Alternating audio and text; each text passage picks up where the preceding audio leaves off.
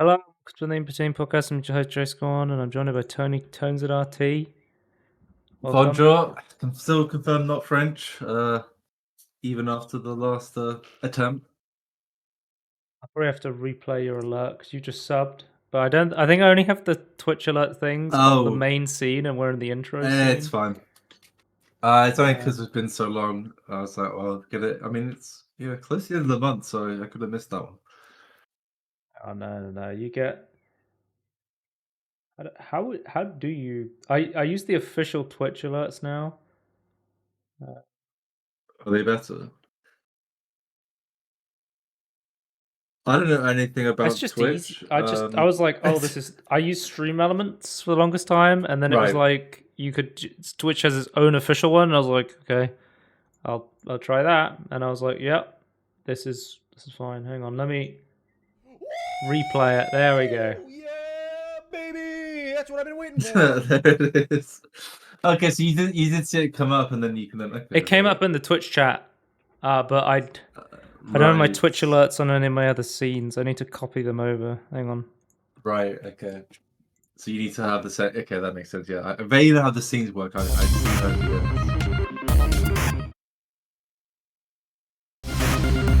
So if you ever sub in the intro, you ever sub in the intro now, we should be good. Right. Nice. Yeah, it's the podcast this week. This week we are talking about the console wars. The two biggest console makers are currently having a race to the bottom to see who can make the most brain rot, idiotic decisions to destroy their company. And also, not even Gary's mod is safe from Nintendo DMCAs. The workshop there has been hit by a Nintendo DMCA that has been confirmed by Gary Newman himself. So Nintendo content is just gone from the workshop now. Big suck. On Gary's mod. Anything you're interested to talk about this week, Tony? Don't know if you've looked through the topics yet. Well, I just wanted to say you already got something teasing that I'm excited for back to back there. Very interested in Mechanicus too. Yeah. I was gonna some weird stuff with Prison Architect and Paradox and some big blunders in general. Oh, yeah, KSP. Watch out.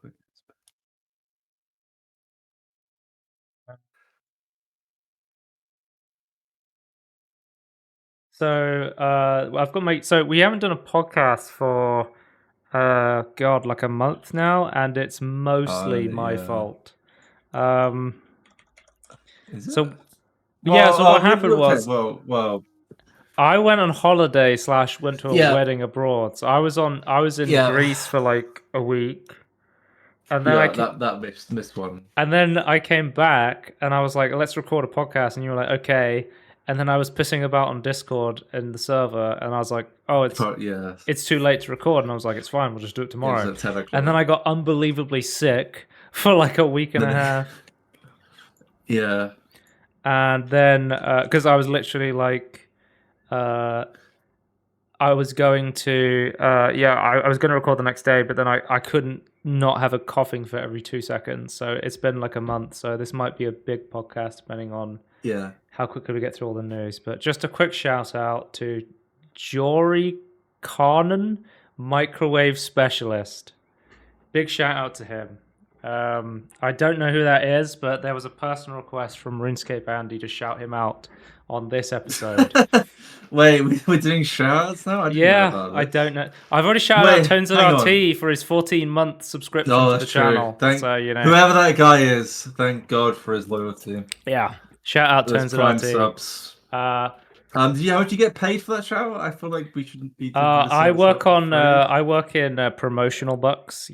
Exposure. Steam, exposure. Steam credit. Yeah, Steam credit. Do you remember when they were going to add Steam credit to the Steam Workshop? That was Yeah. hilarious. Oof. So Tony, here's it's been a long time. So I didn't actually play any games for the week I was on holiday, but I managed to play an entire game on the plane on my Steam Deck. I played the entirety of Celeste.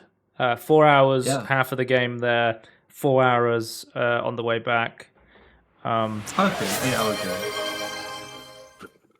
Oh, Andy's redeemed stay hydrated. I forgot that was a thing. Wait, what? Quick sip of water. I have a bunch of like channel points redemptions. So if you watch the stream, you can earn points for free. And then if you spend your points, there's one called Stay Hydrated where I drink water. And I'm like, well, I'm always drinking water. So, but yeah. Okay, I don't understand the system. I was looking now. I don't get it. So I'll leave it to the Twitch pros. But yeah. So in the past like month, I've been playing Celeste on the Steam Deck. So I played an entire game on a plane.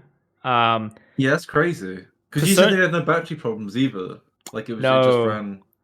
I was running it at like fucking 4 or 5 watts, and the battery life was. crazy. I was like charging the battery off my little portable charger I had up while playing Celeste. Yes.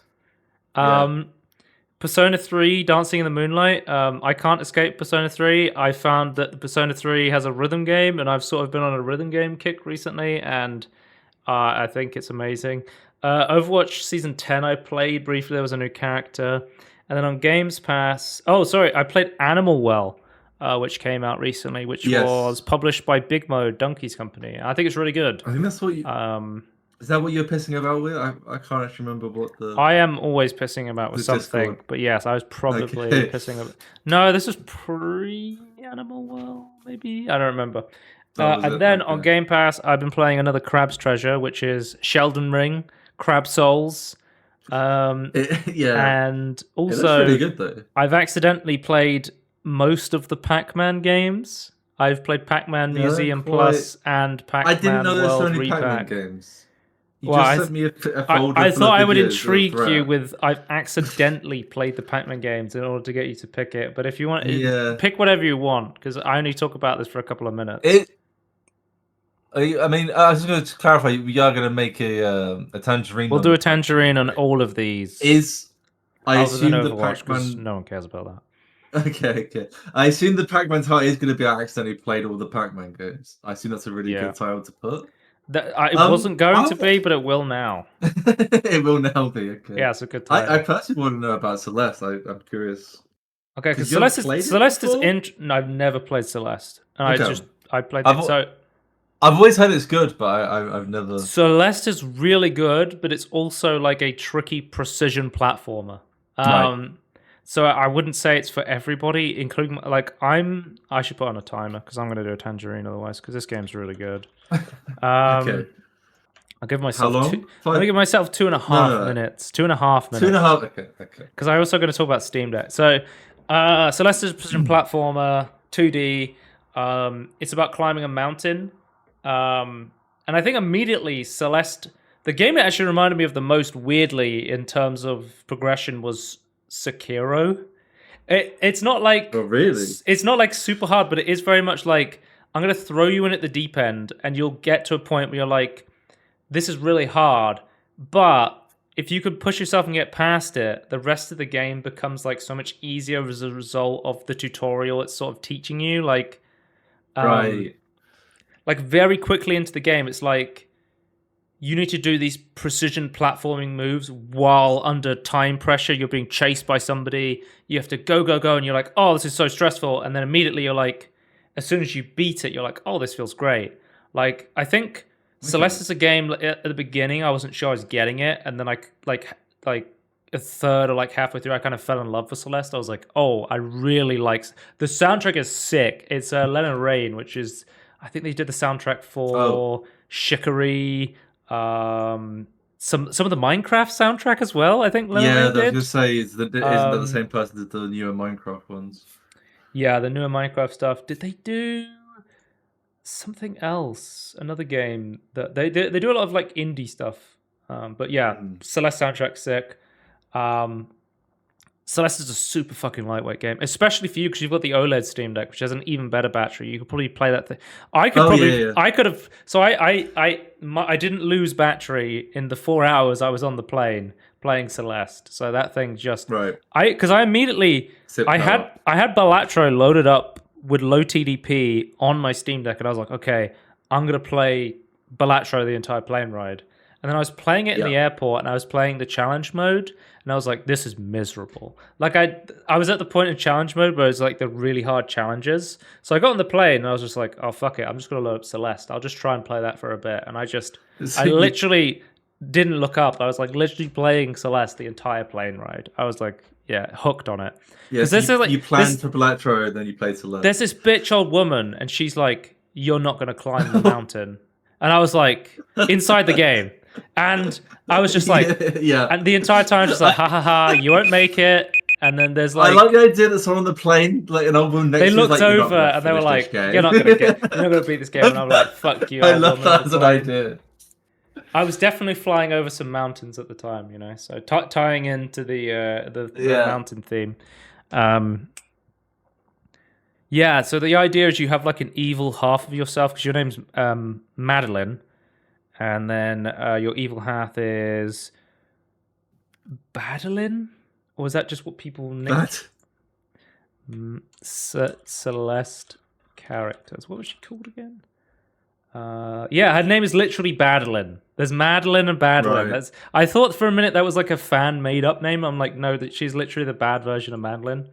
But the game goes into like having a evil half with like it's like Luigi, bad Luigi. But your evil side takes over like your ideas of like anxiety and depression and stuff like that. And it's a cool like mechanically it's a really good game. And then second, story wise, it's really good for terms of like emotion and mental health and stuff like that, which I think is really cool.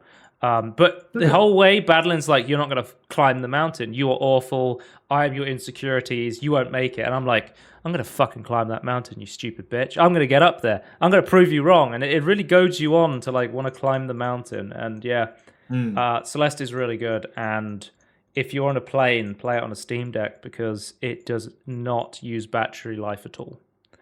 I want to talk more about Celeste, but I cannot. Otherwise, the podcast will be 3 hours long. Yeah, well, we're going to do a proper video on it, right? Yeah, after every Pac-Man game, of course. But yeah, then after the I mean, I think I own Celeste, so I think I have installed it on my. I'm not sure if you would like Celeste. Is the thing? Don't know. I think I'm. Even if I don't like it, I think I'm happy I still bought it because I think it's worth like giving money to an indie. So I mean, if for anything, like I wanted to buy the soundtrack immediately because I was like, the soundtrack is sick, and I think you would appreciate the soundtrack and the art for sure. It's just like the art. I think because for me, like personally, I'm a big like 3D platformer collectathon guy, and historically, I'm not a fan of precision platformers, but Celeste being a kind of difficult precision platformer won me over. So I was like, okay, there's something special about this game, There is something really good about it. Is it? Yeah, because it is like kind of like or at least what I've seen, or maybe after I finished playing it, I was like, this is a 4.5 out of 5 game, and then I thought about it, and I was like, wait, where is the flaw with the game? I think it might be a 5-star game. But I think people like make it the benchmark. It's like, oh, it's not as good as Celeste. But I keep seeing that in a lot of reviews of other, I think similar games. Took me about 8 hours to finish it, and I haven't done B-sides at all, and I'm very scared of B-sides. So they're just like harder versions. Yeah, so there's these things called B-sides. You find cassette tapes in the missions, and you can unlock B-sides, and they turn the difficulty up to 11 is what I've heard. Like, they're really difficult compared to the main game. And, like, from listening to the OST, people were saying in the comments, like, oh, all the OST for the base game is just people saying, oh, there's this cool emotional moment that happens in the story. And then the comments on the B-side soundtrack is just, like, pain, depression. People just, like, I can't believe I made it through this level. Like, yeah, it's just pretty funny. Let's move on to trailers. So this week we have Warhammer 40k Mechanicus 2. I actually found out about this a couple of days ago on Instagram because one of my friends works for the publisher of this game. So I was like, oh, that's cool. But you've actually played the Mechanicus game. Yes. I've it's not like, completed it. I got what is very it? close, but It's is it Necrons? Is that what they're called? I don't know too much. yeah, about yeah. them. So these guys are the Necrons, And it's an XCOM style game. Yeah, well, these Mechanicus. Well, I assume Mechanicus is going to be the same. This is like a very similar. So if you haven't seen the opening trailer for the first game, I would seriously watch it. Like, it's just such a good. The soundtrack for this is also fantastic. I think it's the same guy according to the YouTube comments. It's like it's really good.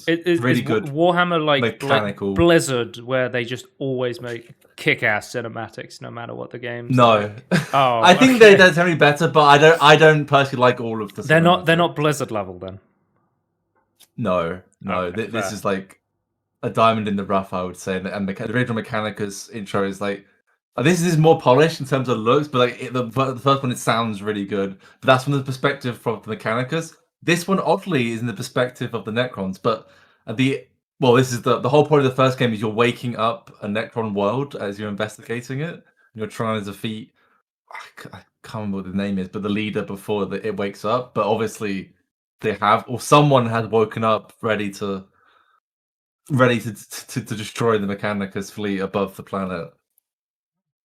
But I've not finished the other one yet. But yeah, so bit of a surprise release, I think. I think people were hyped for. I've heard this OST for the first game is really good. Oh, it's people really always good. Talk about that. The music is really, really good. I'd highly recommend the music, and it sounds like from the trailer music is going to be just as good. Well, I'm not playing the trailer soundtrack because I play all the videos. No, but go and watch both of them. Like the first game from I think the trailer's like 6 years ago, or maybe 7 years ago. But yeah, they're both really good sounds. Like it gives you an idea of like the feel of the stuff. But yeah, it's an XCOM style. I was gonna say XCOM style game. You have missions that people was want it the teaser trailer you were talking about? No, it's this one. That was the right one you were on. The teaser one? No, for the first game. Yeah, that teaser. Okay, so that teaser trailer is the trailer that they when you launch the Mechanics 1, it shows this trailer. So that's one point in the opening. And this one's really good. Yeah. Okay. Cool. But it's just like it's like because I think a lot of people. I've not met many Mechanicus fans. I don't talk to like a lot of people, like Warhammer fans, but I've spoken to a few over the years, and almost no one is a Mechanicus fan, or they've never thought about them. But I was always like, oh, the Mechanicus is kind of cool. And this like about this really in Tony News. You bought the Warhammer Magic the Gathering cards, right? Oh yeah, and you got another set, didn't you? Did you get one of the other collabs? I got 2 sets, both from the Warhammer collab set. I got you were looking at one. You were looking at the Doctor Who ones as well. I was looking at the Chaos Masters of Evil set with the Daleks and Cybermen and the Master. Timey-wimey stuff as well was another favorite. Timey-wimey is another deck. Paradox is the bad one with the newer stuff, and then there was Through Time or something. It was like the old Doctor stuff. MTG's doing a lot of they're doing. Have they already done it? The Fallout cards as well was another. Yeah, they've recently just done Fallout. They did Baldur's Gate before that. I think Warhammer was before Baldur's Gate. Just they did Lord of the Rings, I believe. There's a Bilbo. There's a Bilbo and like a Sauron set. Oh, that's cool. Yeah. I've actually played. Tony, have you seen the trailer for Rings of Power Season 2? I can't wait. It's gonna be huge. No, I have Did you watch Rings of Power Season 1? Okay. I watched partly through, then I was like, I need to find someone who knows more about this. I need to find a review of like a big in-depth review of it. And I found someone. They released it, like, thank God, and this is what I need. Like I was like, I feel like I knew something was wrong, but it's like I couldn't like put my finger on it, and it's like, well, I know. Okay, there was stuff I knew I could put my finger on, but it's like stuff like lore related. It's like this doesn't make sense. And I was like, I was wondering if I was going insane or like I'm missing something, and I couldn't tell. So it's like I need someone to like explain parts of it to me. Oh, they put out a But trailer yeah. recently for Warhammer 40k Space Marine 2. There's going to be like a co-op Oh. mode and a PvP mode, and they announced there was going to be Wait. no microtransactions. So is this a 3-player co-op or 4-player co-op? 3-player called Operations. 3, okay. Yeah. Yeah, because like in the first game you had like 2 sergeant. Well, I can't remember what their titles were. Tony, they might release the game they've been using to advertise my monitor. It's going to be huge. Are you gonna play it on your monitor? I'll play it on the Alienware AWQ, whatever the fuck random numbers it was. Yeah. That's the thing. If you release a monitor, with the Alienware AW3022FQF. Oh, like if you release a monitor with that name, the people will remember that, you know.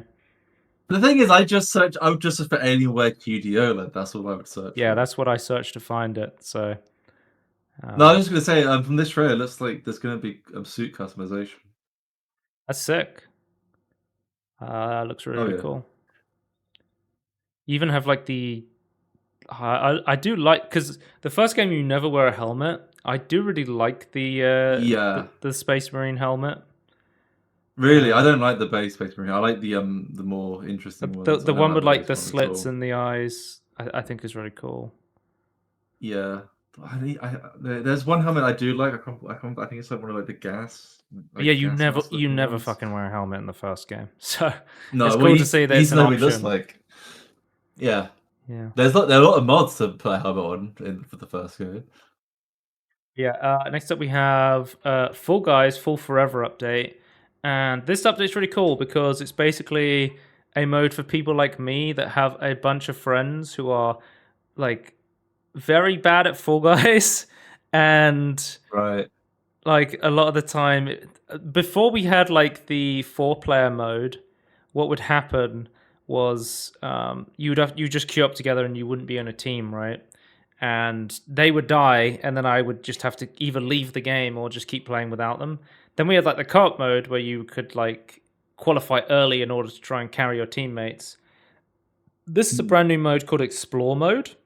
So the way it works is it's a 30-minute time limit on completing the co-op, but it's like it's just to hang out with your friends. So if you finish, it's like getting used to like the maps to like get a good you just sort of thing. There's no like time pressure or like be like you have to qualify by this time. If you finish faster than the others, you can go straight into another level and just play that while the others are still on the previous one. You just queue you straight into it. You can skip levels that you don't want to play. You can actually you can just put your friends on your back and like literally carry them through certain sections. Through the new like emote section, I think it was. You can finally talk in Fall Guys. Oh right, okay, that wasn't been before. No, there was no way. The only way was to like it was like waving emotes, but you can see here the emote. You can use this emote and then you can carry somebody through a section of the map that they're finding too difficult. So it's essentially like a new player like accessibility sort of thing, which I think is really cool. Yeah, that's really nice. Yeah, that's great. Especially learning the maps as well. I think that's a really good idea. And then we have Multiversus, which is coming out in a few days, actually. Multiversus release date. It's coming out again. It's May 28th, so it's coming out 3 days' time from now. So Tuesday next week.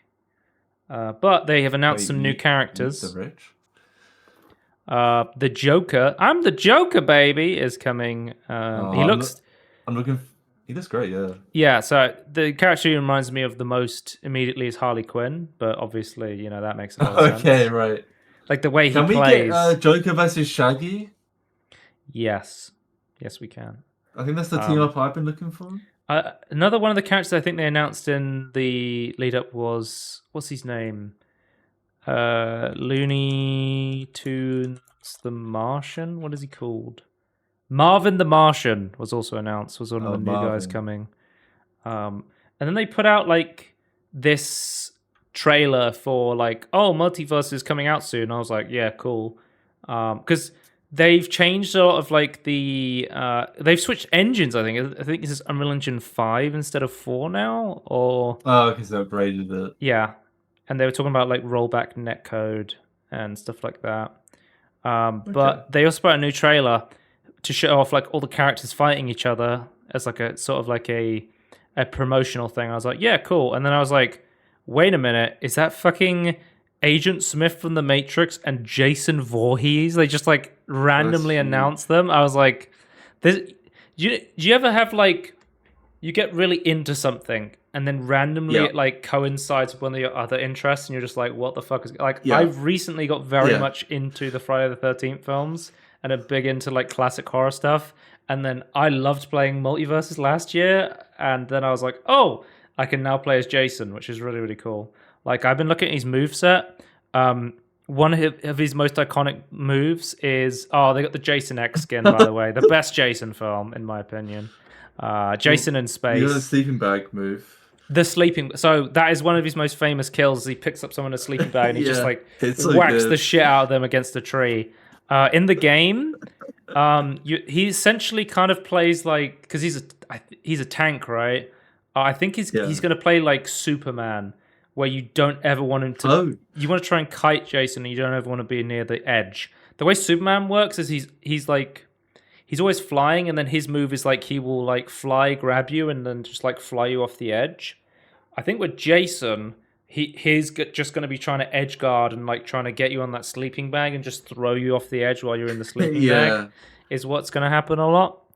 My question is, will Velma unmask Jason? I hope so. Yeah, that's the dream. But yeah, he has like a lot of like axe moves and machete moves. And he has a thing where he can gain like gray health. So he basically trades some of his health for gray health, and then he like rapidly loses it, or he basically, it's like he can basically go into like a more aggressive mode where he basically is immune to knockbacks when he's in this mode. So like he can rage mode. Yeah, like a rage mode sort of thing. We'll have to see how he plays, because they've announced that with the Multiverses release, and all of the beta players will get access to the first premium battle pass for free, and the first premium battle pass, the first tier is Jason as a character, so you'll immediately get access to Jason if you're in the beta. And they said there's enough premium currency in the first battle pass to buy the next battle pass. So if you play enough of the first season, you'll be able to just play the second season premium battle pass for free. I mean, when the game was out, the way it worked is it was free to play, and then if you wanted to get the characters, you had to buy them through in-game currency or by grinding them, sort of thing. But through in-game currency grinding or buying them with real money. Because that was one of the things I said when Multiverses came out. I was like, I wish there was a way to just buy all the characters. Like, but obviously they're trying to do the live service thing, but I kind of would prefer that there was a button I could press where I'd be like, let's just say it's like 30, 40, 50 pounds. It's like, I just want the roster from now on. Like, I'm just essentially buying the game, and then I just get access to all the characters. £20 each or something. Yeah, you could do it like DLC Fighter Pass, like in Smash, but that's a lot of fighting games do that. So yeah, fair. I don't know how a lot of people think about that, but I'd say that is the norm with fighting games. Yeah. Oh, you also have the crunch time bed move from I think it's Freddy versus Jason. Is that where it's from? I didn't know that. I do know that move though. What else was I going to say? Also, is all the legal stuff with Jason and Friday the 13th done now? I think they may have got to a point where they've kind of settled on it now. It seems like, because otherwise I would be very worried about another game with like a Jason collab that potentially could just disappear if the legal stuff wasn't done, right? Disappearing into the mist is also a cool like Jason Friday the 13th move. I keep just seeing Shaggy being beaten to death. Are they trying to tell me something? Yeah. Jason hates stoners. What can I say? Okay. He hates drug use. Oh, sorry, Scooby snack eating teenagers that are up to no good. You know. They changed to eat dog food. Is that what you're trying Yeah. to say? Yeah, he's anti-dog food. He's definitely stoned as well, though. Somebody said shout out to Jason's voice actor knocked it out of the park. Yeah. For sure. Okay. So on to announcements. Bethesda has released a update on May the 13th for Fallout 4. And this update will include new options for graphics, performance settings, as well as further fixes for improvement. Fallout London in shambles because they've just done a brand new update that modders will have to fix in order to get Fallout London working. Yeah. And the update patch notes came out, and there is no mention of ultra-wide being fixed. It is still stretched. It's still completely not working as intended, and weapon debris is turned on by default, and if you launch the game with an RTX graphics card, it will crash your game until you turn it off. So it's not turned off by default, and it's not fixed. Oh my god. So the game is still broken for most people, given the fact that I think the most popular graphics card on Steam is a 3060. So yeah.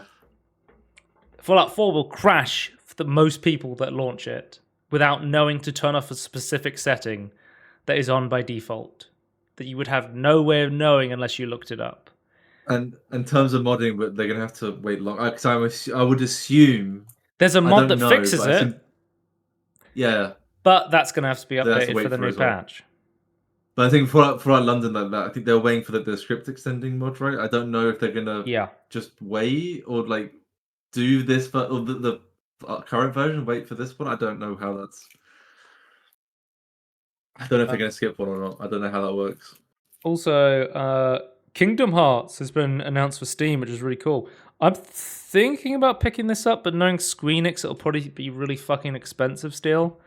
So I've been interested in getting into the Kingdom Hearts series. I've never played Kingdom Hearts ever. Well, Tony, I played my first Squeenix RPG last year with Super Mario RPG, and I think this might be up my alley of like lightweight JRPG. Like, I don't think this is too, like... No, I don't think it's... simplified. Kingdom Hearts isn't too grindy or too, like, in-depth, right? It's sort of lighter potentially. I understand the story is complete nonsense in these games. Do we look up how long it is? Sure. You're going to go on how long to beat. Yeah. But this is essential. So we're getting... So, because I was kind of confused how this works. So there's Kingdom Hearts 1.5... which includes 3 games. But no, so I think it includes 2 games and then like a cutscene compilation to tell you the story. And then there's like Kingdom Hearts 2.5, which includes 2 games and a cutscene compilation to give you more story. I'm like, I don't think the story matters. Yeah, I don't know. Some people, there are people out there like, oh, I love Kingdom Hearts. I've never played a Kingdom Hearts game, but I look at it and go, I don't quite understand what the story is meant to be about. It says 6 unforgettable Kingdom Hearts experiences, and I think 6? That's not... No, I don't think it's 6 games. I think 2 of those are just movies made up of cutscenes to tell you story, which I was kind of like... too many, though. Okay. Okay, the how long to beat, according to how long to beat, it's about 29 hours. IGN does an interesting breakdown. 26 hours to beat if you focus on the story. 35 you stopped and collectibles, and 50 for 100%. And for which game is this? Is this for the HD collection or the main game? The main, I believe. Just for Kingdom Hearts. Because it says for Kingdom Hearts HD 1.5 plus 2.5 remix, it's... I don't know, actually. How long to beat says 150 hours to beat the 4 games. Or maybe it's including the watching of the cutscenes. I don't actually know how that breaks that down. Yeah, let's look. I might the wrong one. But as well as... So there's Kingdom Hearts HD 1.5 plus 2.5, and then there's also Kingdom Hearts 3 plus the DLC. So Kingdom Hearts... Wait a minute. So there's this Hang on, game, and then there's what? Kingdom Hearts HD 2.8 Prologue. Would you? Well, how many games is in this? How many games is in this one? So Kingdom Hearts Dream Drop Distance Remaster. Does this have everything?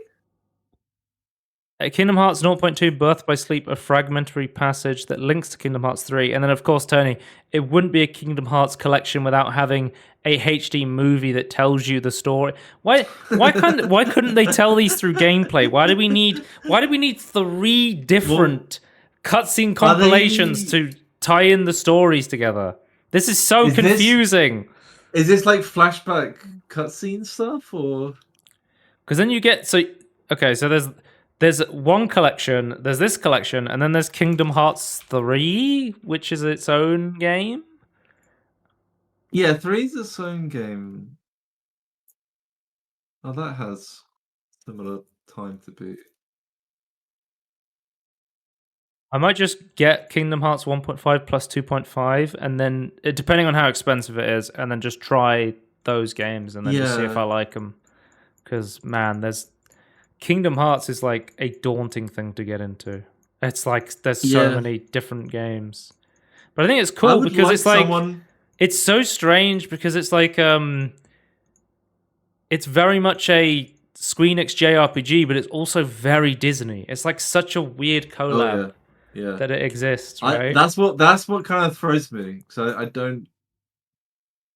I get imagination is very important, but I need someone who like is a Kingdom Hearts fan to just explain what the appeal is to them. Tony, I might buy the Kingdom Hearts game. If you want to explain it to me, go for it. Hey, I'm playing as Euro Japan, Tony. I'm going to play as many Japanese games as possible, and Kingdom Hearts is a game that I have never played and have been thinking about playing for a while. So the problem with Squeenix is, I don't know, Final Fantasy VII, when they released it on Steam, I think it was still kind of expensive. Oh yeah, it was like full price, right? They released it at £70, the remake Intergrade, and it's been on sale for as cheap as like £50. Let's have a look. Or £34. It's the cheapest it's been. I thought I bought it at 50% off, so yeah, the historical low is £35. So I might buy it at £40 or something. Knowing Squeenix never like does deep sale because nope. Is Strangers of Origin on Steam yet? Because that was one of the Chaos. That was Chaos. Is it still an Epic exclusive? Okay. I don't. Origin. Is it? I think it's an Epic exclusive. Squeenix does all of their games as Epic exclusives for like. Yeah. So this game has been an Epic exclusive for 2 years now. Strangers of Paradise, Final Fantasy. Does anyone care though? I want the Chaos game. That's what I've been waiting. Finally, the Chaos game. Chaos. You want to defeat Warhammer Chaos? The Squeenix games I'm the most interested in trying are Kingdom Hearts, Final Fantasy 16, and understandable. Strangers of Paradise and Final Fantasy 7. Those are the ones I'm the most interested in getting into, like the remake of 7, right? The only reason I haven't tried 7 yet is because it's fucking expensive to just get into, right? So this is it took them 3 years to put Kingdom Hearts onto Steam, and they still have Strangers of Paradise, Final Fantasy Origins on Epic for 2 years now. Yeah, it doesn't feel like that long, but I didn't really care about it at the time, so I'm just like, I don't know.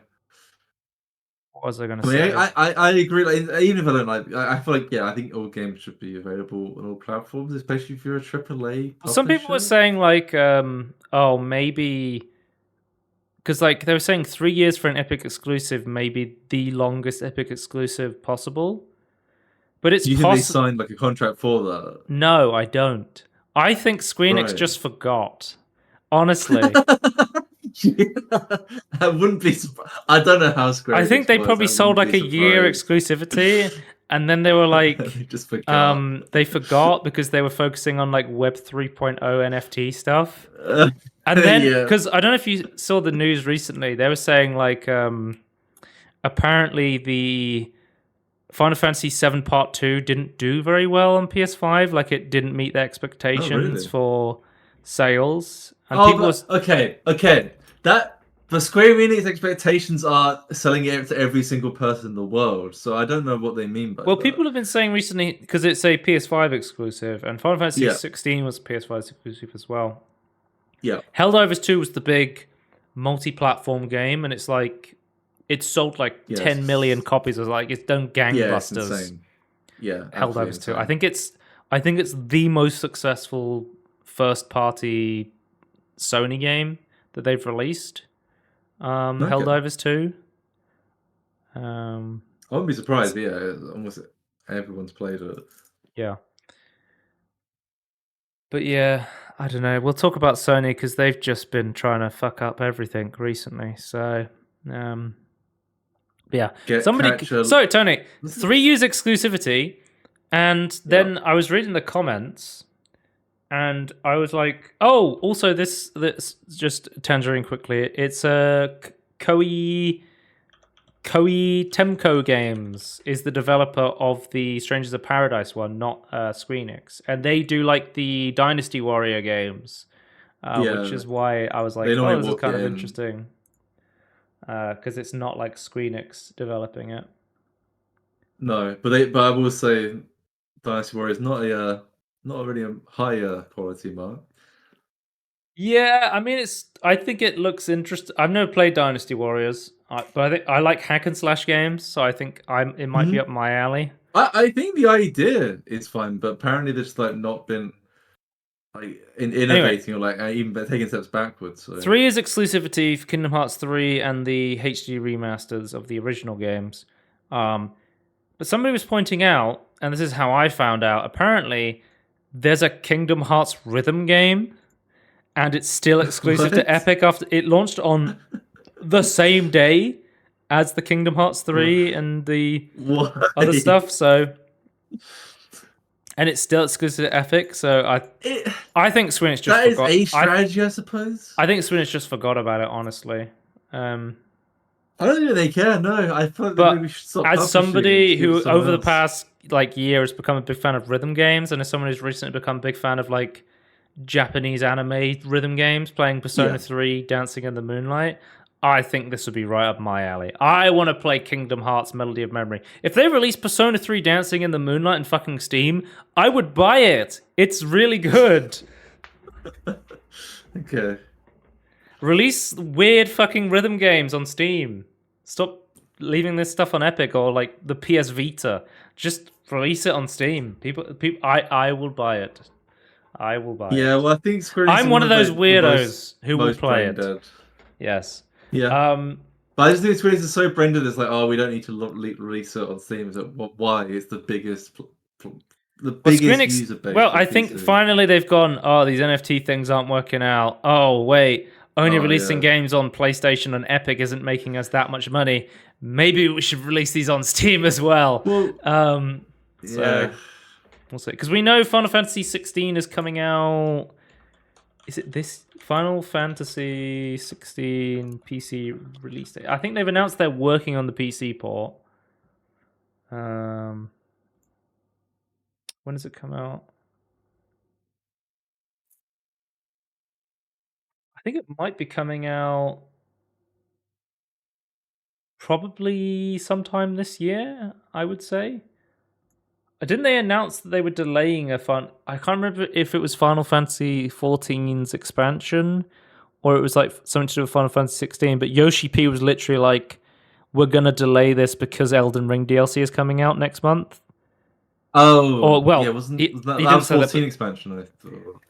Yeah, he basically said, like, because the Elden Ring expansion is coming out next month. It's coming out in June. So they were like, we'll give you 1 week to play that, and then you can play Final Fantasy.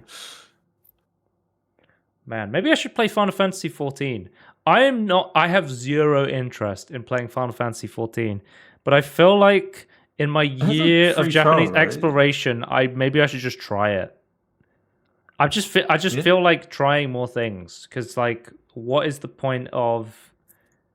I feel like I should just try and fail more. That is my goal. Like, the worst that can Okay. happen is I fail.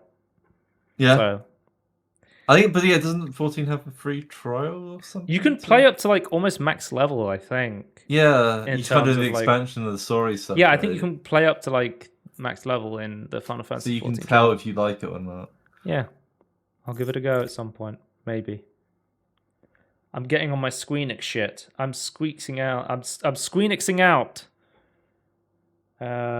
Next up, we have a topic for Tony. Here we go.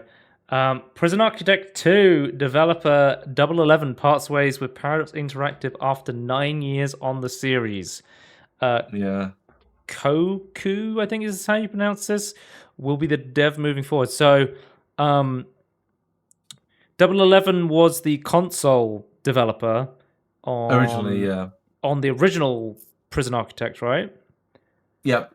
Then So they when made we're still developing, Yeah. they got them to then do the they were like, console okay, we're port. going to make Prison Architect 2, and they've been working on it Well, for a long There's time. been DLCs and stuff they did for Prison Architect 1. Yeah, as well, they they've done once stuff. the original Prison Architect dev left, they took over and did DLC. Like there was Yeah. was it a green one they did?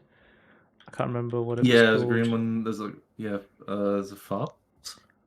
Oddly. Apparently, Koku's been There's some working weird on stuff. Prison Architect 2 since the autumn of last year and has been supporting 11 with the development of Prison Architect 2. But it seems like they want to part ways. I don't really know the full story of what's going on. So, with the sequel passing certification on all platforms, the contract was fulfilled. However, we could not find a commercial agreement that worked for both parties moving forward and mutually agreed to part ways. That doesn't scream me with confidence about this game. No. yeah. It sounds like, again, like another Paradox contract issue, another management issue to me. But yeah. We'll see, I suppose. But yeah. Because Prison Architect 2 is also moving to 3D, right? They've shifted up the perspective on the game. Yeah. But we'll have to keep an eye on that. I still want to see more. Yeah, I don't know. I don't have a problem with changing the art style or even the perspective. I just would like to see a little bit more. I don't know, see more from the perspective you. Oh, Tony, big news. Vision. Atari has acquired the Intellivision brand. Miko fans are going crazy around the world right now. So, if you haven't been following the absolute dumpster fire that is Intellivision Amnico, Tommy Tallarico, the man who claimed he was the inventor of the Roblox oof sound and Guinness World Record holder, he owned Tommy Tallarico Productions. He owned a bunch of video game music composition, production companies. He had got the Intellivision brand, and he was releasing a console that had a bunch of old Intellivision games that you played with a phone, and it was a console releasing in 2022 through a Kickstarter website, and it completely got delayed. They ran out of money, and I think basically Atari has bailed out the company to expand their classic game collections, because Atari's been beefing up with acquiring Night Dive and now Intellivision. Hopefully they're not going to do an Embracer on us where they just expand way too quickly and then we'll see Night Dive get shut or something. I hope nothing like that happens. But don't worry, Amnico fans, because the Amnico, you'll still be able to play the games on that console when the console comes out, if it ever comes out, which I don't think it will. But they've got a deal where, because they have Intellivision games coming out for it, part of the deal is the Intellivision games that are now owned by Atari, they will be able to be used for the Amnico console, and then Atari will have the full rights to them to do whatever they want. You're saying as if the Amnico console's definitely coming out? It's coming out. I've seen it. Okay. in my dreams. And Amnico is going to rebrand, so they'll change their name because they're in Television Amnico at the moment. So I'm guessing they'll be Amnico Real Console is a good name. Amnico This Is Still Happening would be a good name. Because I was looking this up, and this is how we found out. There's like a Reddit of people just like posting screenshots of Amnico fans, and just like Amnico fans like rival Sonic fans for some of the most. What's the nicest thing I can say right now? The most differently devoted fan base. Oh, yeah, they're very passionate about this. Should I say, with a different perspective than the rest of the population? Yeah, they have alternative truths to the rest of us. Yeah. But yeah, and Stellar Blade, the hit like Souls-likey PS5 game, has been confirmed to getting a PC version, and a sequel is under consideration. That is way bigger than I thought it was going to be, that game. Stellar Blade? Yeah, it got in a lot of controversy because everyone was like, there was a lot of controversy with the female protagonist because of the way they animated her butt or something. I can't remember. I think it's an unrealistic body shape. It's like, man. Well, all of the Android waifu fans now have another game that isn't Nier Automata to play, so they're rejoicing. I will tell you now, from what I've seen, they're the same people playing both. Yeah. So. Okay. Man, Nier Automata's a game I've never played. Maybe I should play that. I don't think I own it though. There's Nier Replicant as well. Yeah, I haven't played any of the Nier games. But yeah, I think the game itself actually looks pretty fun, so I'm excited for it to come to PC. Rumor, speculation. Yeah, again, all games should be on all platforms. Rumor, speculation. Everyone in the world has seen the leaks for Valve's next game, Deadlock, previously known as Neon Prime Citadel. It is a competitive third-person hero-based shooter, a 6v6 battling on a huge map with 4 lanes, usable abilities and items, tower defense mechanics, fantasy settings mixed with steampunk, magicians, weird creatures, and robots. I think this immediately makes me think of Smite. This feels like it's a third-person like hero-based like MOBA thing that immediately reminds me of Smite. I think like because it's Ice Frog, right? So it's the Dota guys. So I would say it almost sounds like Dota mixed with TF2 or Dota mixed with Overwatch sort of thing.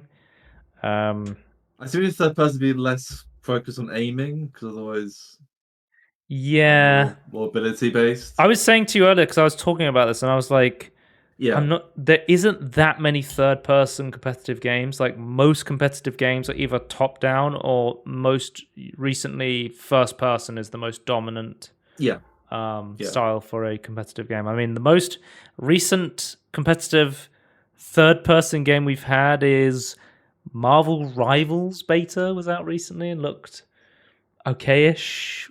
I wasn't too impressed by it. It looks like one of those games. Oh, I haven't signed the NDA, Tony. It looked like dog shit, you know? We'll get into that later. Wait, he just well, I haven't signed it, so...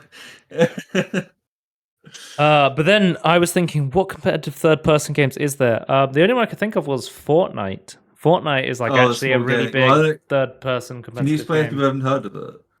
Yeah, it's sort of like this. It's like PUBG with building. You know, that's the best way. Okay. It's like Minecraft meets PUBG, you know?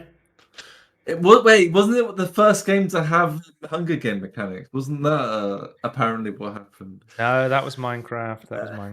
Minecraft Hunger Games. Yeah. But yeah, there's a bunch of footage of this online, and you can look it up, but I don't want to be DMCA'd by Valve, so I'm not going to play it. Wait, but have you signed NDA with Valve? No, I have not. Okay. Delays. Prince of Persia, the Rogue Prince of Persia has early access has been delayed to avoid popularity conflict with Hades 2. So basically, they're like, oh, everyone's playing Hades 2. We're also like a 2D sort of roguelitey game. We don't want people. We want people just to enjoy the Hades 2 early access. So we're going to delay the release a little bit. So they're now coming out on the 27th of May, which is in a couple of This days this now. news thing this news would make me thought about all the like in the past AAA games like refusing to push their release date and go, why are you releasing on the same day as this massive game? Yeah. And it's like I just wonder like those massive companies can't. I think I think they can. They don't want to push back for like paperwork I think one of the reasons. most famous ones was Battlefield 5, Call of Duty, and GTA 5 all came out on the same day. Oh Jesus Christ! And I'm like, if you were a fucking indie dev back then, You just don't push it release back. on that day. No. Let's talk about releases. Yeah, I think pushing back for those reasons, I think makes a lot of sense. Like you just want to keep your options open and don't spread people too thinly. So we've got a lot of releases because it's been like a month since we did the podcast. So we got Yeah. Tales of Kanzarazao, the Metroidvania from EA's, or what is their indie arm called? It's like EA Originals, I think it's called. Yeah, is that? Which looks pretty cool. Yeah. Seems We saw a pretty bit of this positive. before. I was pretty happy with the demo I played. It seems like Yeah. the only issue I had was the demo had a lot of stutter, so I was hoping that was going to be fixed. Let me check the community hub and see if anyone comments on stuff. Yeah, was it like shader compilations? Shader, yeah, I think it was shader compilation stuff. So let's have a look. It seems like there's a lot of posts from the demo about stuttering. Is there any from sort by time? Is there any recently?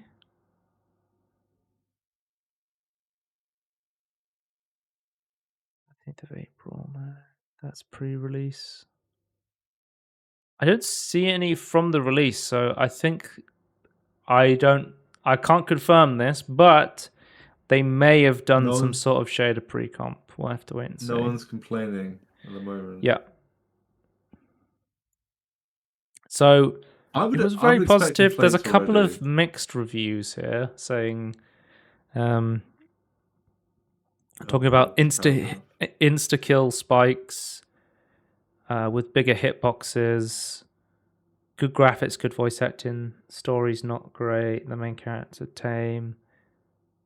There's an absence and growth in terms of mechanics. So it seems like people are liking them, but there's some rough edges here and there, but it seems generally positive overall, I would say. So that looks cool.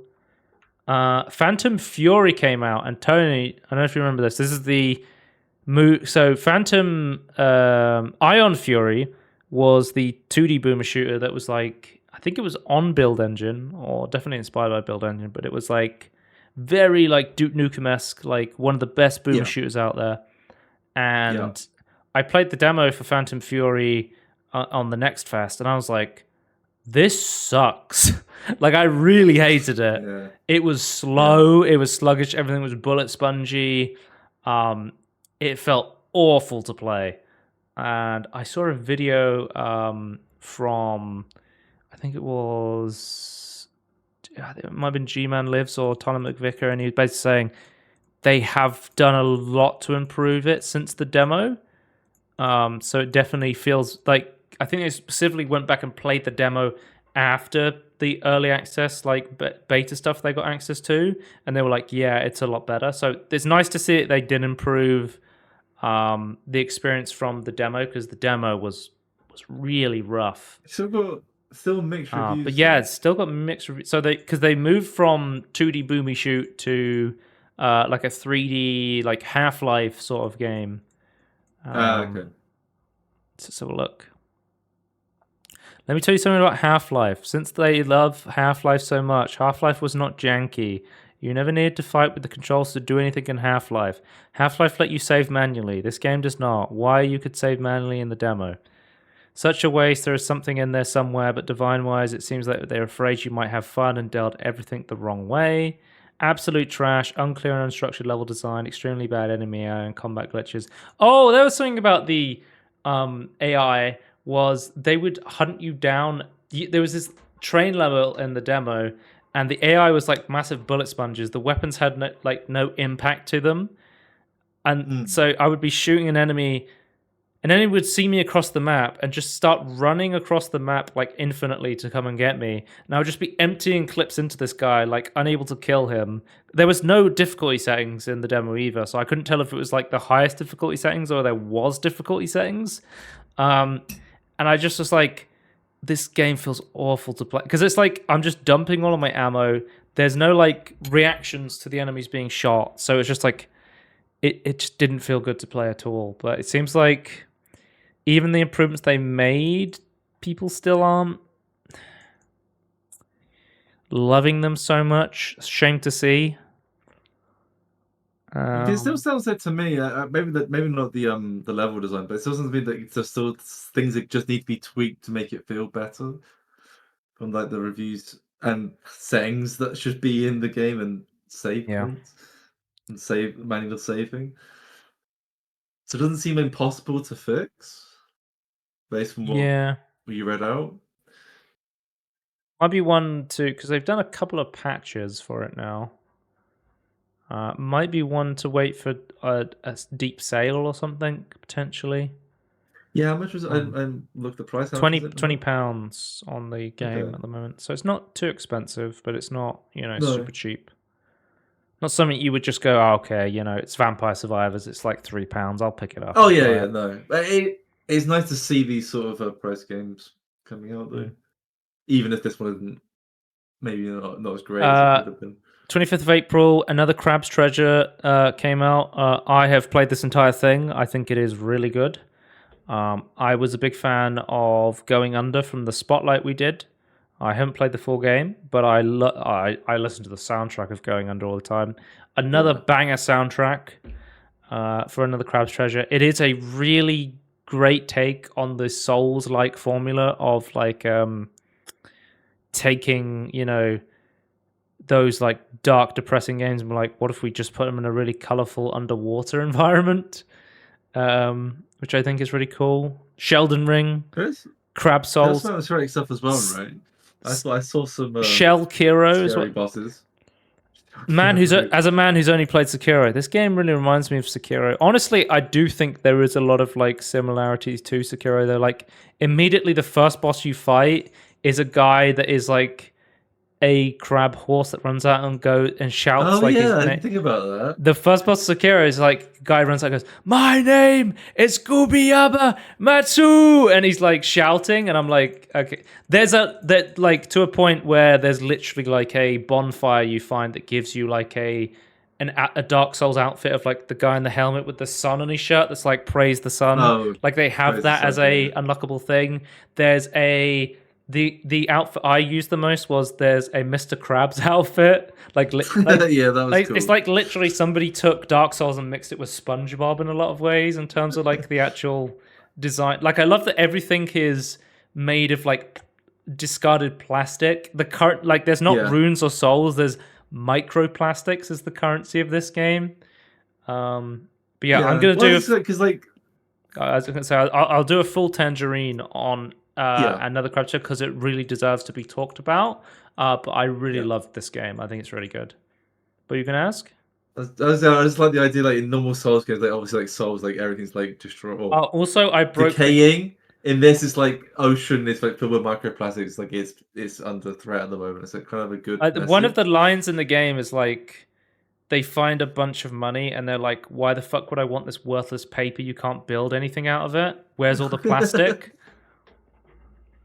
Which I was like, this is fucking hilarious. Like the game was very funny and it's got like a nice like, I guess pro dumping things in the ocean message. If you think but it is like another look on how we are affecting the ocean in a lot of ways, Yeah. Which I think is cool. Also, I was about to complete the game and my friend Martin's like, "Have you met Michael Reeves yet?" To which I said, "Wait, what? Michael Reeves is in this game?" And I'm like, "Is he this character?" And he was like, "Yeah." And I was like, "Oh, okay." I didn't even twig that was the YouTuber Michael Reeves is one of the voice actors in this game. He's a guy who like tapes knives to Roombas and stuff. He's like a weird. Okay. He's like a robotics guy, right? Like a robotics YouTuber, and he streams on Twitch as well. He's a cool guy. But he's a voice actor for two of the characters in this game, which I didn't know until I Like I didn't even notice until I almost completed it. I was like, oh, that's pretty cool.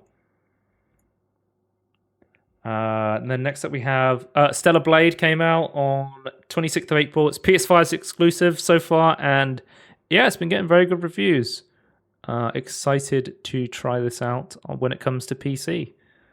I think, all the changes they made to the main character to, censor... Because this is another Korean game, because we had another Souls-like game, Lies of P was from Korea. I believe Stellar Blade is also Korean as well.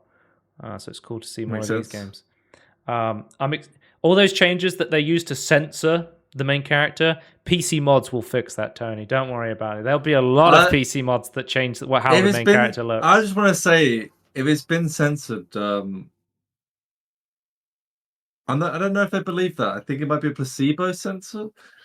They definitely did change some stuff. There was from the demo. They did, but it's like, I don't quite understand what people's problems were. If they're okay, I don't know if people are actually if they I don't know. I think it's fine. I think you're allowed to do stuff like this. I don't think it needs to be a reflection on yourself. Yeah. If that makes sense. 2nd of May, Indica came out, which you were like, what the fuck is this? And I was like, yep. It's sort of a weird third-person It's hard to imagine. puzzle game with surrealist horror elements that is very much based on like being a nun in a coven and weird shit is happening. It's almost like a slow burn, like atmospheric like horror. But like the start of the game is like really slow, and it's like you get like these points for committing like pious acts and helping people as a nun, and the game's literally like, do not collect these points, they are worthless. And I'm like, this game is very intriguing to me, but I also don't know if it's a game I would personally enjoy playing. But it's on my wish list. It seems very intriguing, and it's a good. Tony, name a game that's not on your wish list. What do you mean? What the fuck does the Tony wish list seal of approval mean anymore? How many games do you have on your wish list? 3,000. 3,000. Have you ever seen The Incredibles? That's a guess. Well, the thing is, I disagree with that message. When everybody's super, nobody is. No. You disagree. I disagree completely. I disagree, Gary. I also disagree with the fact that you need evil to have. Talking about slow burn, depressing films. I disagree, Gary. Uncut Gems. Mm-hmm. Then next up we have Hades 2 came out in early access, and I really want to play it, but I also really don't want to play it because I know that I'm going to enjoy it a lot more if I wait for the full release. Yeah, like I did with the first game. Full release. Because ain't no rest. I keep calling it that. No rest for the wicked. No, it's not the Cage the Elephant song. No Rest for the Wicked came out in early access, and I feel like a lot of people got burnt by playing that in early access. It was a bit unpolished and unfinished. I think Hades 2 early access release looks fucking awesome. It looks really good. But I feel like I'm going to get so much more from the story and the fighting the bosses and stuff if I wait for the full release.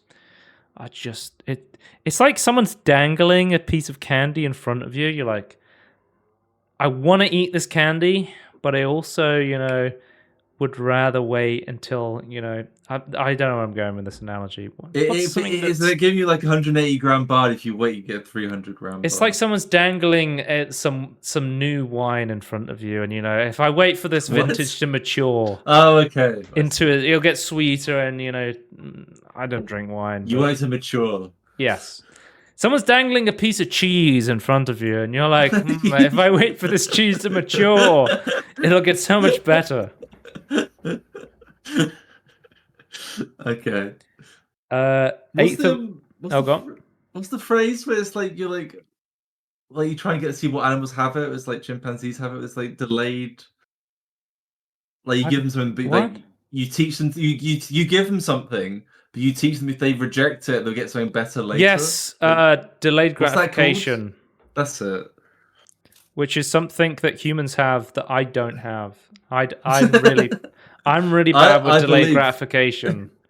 I understand that believe. I understand if I did really boring stuff now, it would help me out later in life. I just can't do it. There's always, yeah, I think it's hard to predict the future, but I think in this case, I think it's an easy. Just don't play it. There's other things you can play. There's other rhythm games you can play while you Rhythm games? What do you mean? Hades 2 is not a rhythm game. No, it's not a rhythm game, but there's definitely other rhythm games you could play. Are you talking about and Kingdom Hearts? Are you talking about Melody of Memories on Epic Games? Is that what you're talking about? Yeah. Are you talking about? I've played Persona 3 Dancing in the Moonlight. I haven't played Persona 5. What is the Persona 5 one called? Persona. I didn't even know there was Persona 5 one. Yeah, there's a Persona Does 5. Persona have one? No, I think it's just 3 and 5. Interesting. Dancing in the Starlight, because it's the opposite, because it's different color palettes and shit. So yeah. Okay. Next, V Rising came out of early access on the 8th of May. Have you been playing this? I've had some friends who've been playing this not recently, but yeah. and it coincided with the Castlevania DLC coming out as well. Yeah, which was great, by the way. But I've had some friends playing it, and I think they've been pretty happy with the release and the updates and stuff, which looks pretty cool. Did they add in? Are they going to add like a new boss or something? I can't remember what the game plan. I remember reading like some. I thought they did a thing with Castlevania. Was Simon was a boss or? Yeah, I believe. I think there's a couple. I think there's like 3 bosses from the Castlevania thing. What I read. Yeah, I think there's new bosses. New boss in the main game when they released it. There's new areas, right? Did I read the patch notes out at some point on the podcast? I don't remember. Possibly. There's a new zone, Mortium, dynamic events, new bosses and enemies, choose your difficulty, world improvements, new weapons and magic. So there's quite a lot of changes with the full access release. I suppose when games leave early access, I just call them full access. 1.0. Yeah. Then next up we have Little Kitty Big City came out on the 9th of May. And has been selling gangbusters because it's a cat game. I don't understand this one. You don't get it. I played the demo for it on Next Fest, and I was like, "This game's fine, but it's nothing like super special." Yeah, like there's a lot of dialogue, and it's not. I don't know. Stray came out right, and everyone was like, "It's a cat game. I have to buy it." And I think this game is sold like millions of copies because people are like, it's a cat game, I have to buy it. I think I can appreciate Stray. I think I get Stray to some extent. And this game, I don't quite understand. Maybe I'm missing something, but I think somebody described it as Untitled Goose Game, but you're a cat. You're just going around the city pissing off humans, I guess. It's on Game Pass, and I have it downloaded, so I'll probably play it at some point and figure out, is this a good game, or is it just another case of the internet loves cats? Well, yeah. Just to wait and see. I suspect it might be a mix of both. Maybe because I thought the demo was okay. Cats. Like I wasn't in love with it. But yeah, cat humor is different. I don't know. But I played a different game that came out on the 9th of May instead. I've been playing Animal Well. Holy shit! Is this an interesting game, Tony? So. This is the first game. The developer is Billy Basso. I want to say the developer's name because I feel like everyone on the Steam reviews is saying this is like Halo 2 plus Halo 3 because of... Basically, Dunkey has been like the absolute marketing head of this, and it's turned to a point where every review of this game is becoming, here's a funny Dunkey quote that he said. And I feel like that's doing a huge disservice to the game, because the game itself is fucking up. It's really good. It is really, really good. It is a fucking weird, strange Metroidvania game with amazing atmosphere and art. And the less said about it, the better. Because there's so many... Like, I was told... So this game is coming out. I knew it from Dunkey. And then I saw, like, the early access reviews, and everyone's like, this is, like, 9 out of 10, 8 out of 10 game. And I was like, oh shit. Like everyone is giving this game really high reviews, right?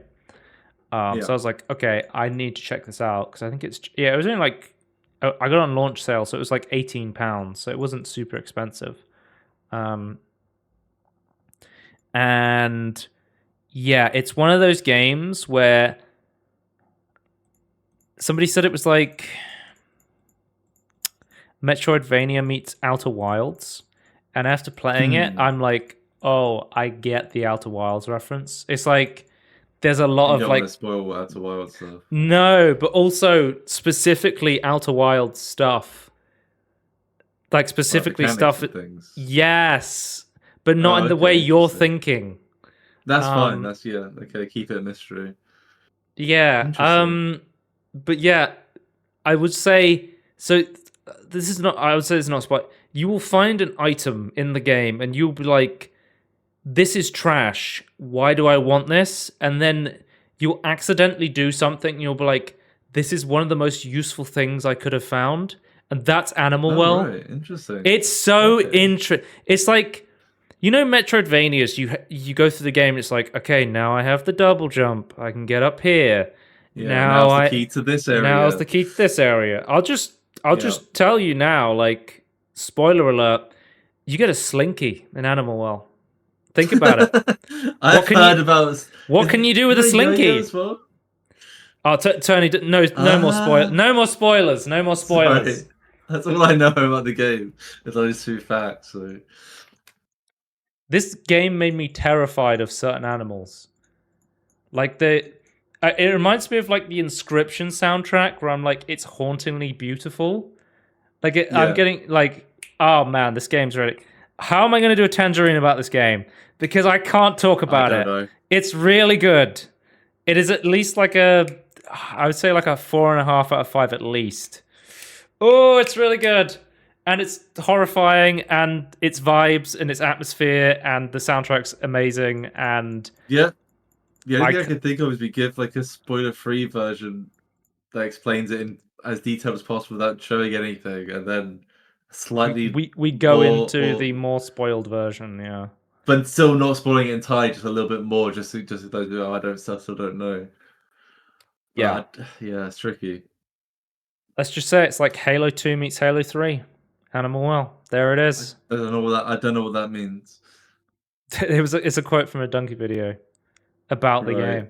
Great game. Like, if you go to the reviews, great game, even on the surface. It's more like Halo 3 than Halo 2. Okay, they're changing it up there. Okay. It's like Halo 2 meets Halo 3.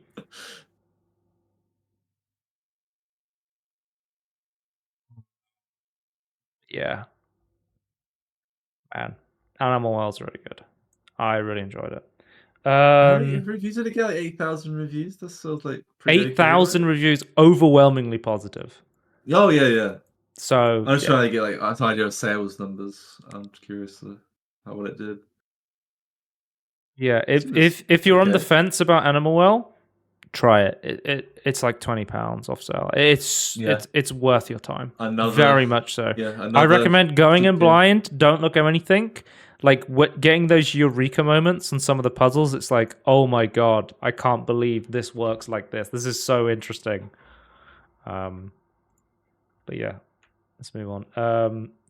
Vampire Survivors Operation Guns came out, the DLC for the Contra DLC for Vampire Survivors, which I have, but I have not played yet. I feel like every game is releasing right now. I have like a bunch, like on my docket right now. I just played Animal Well. Obviously, I have to play every Pac-Man game, so I've been playing every Pac-Man game. And I want to play the Vampire Survivors DLC. I want to play Little Kitty Big City. I just finished another Crab Treasure, which just came out.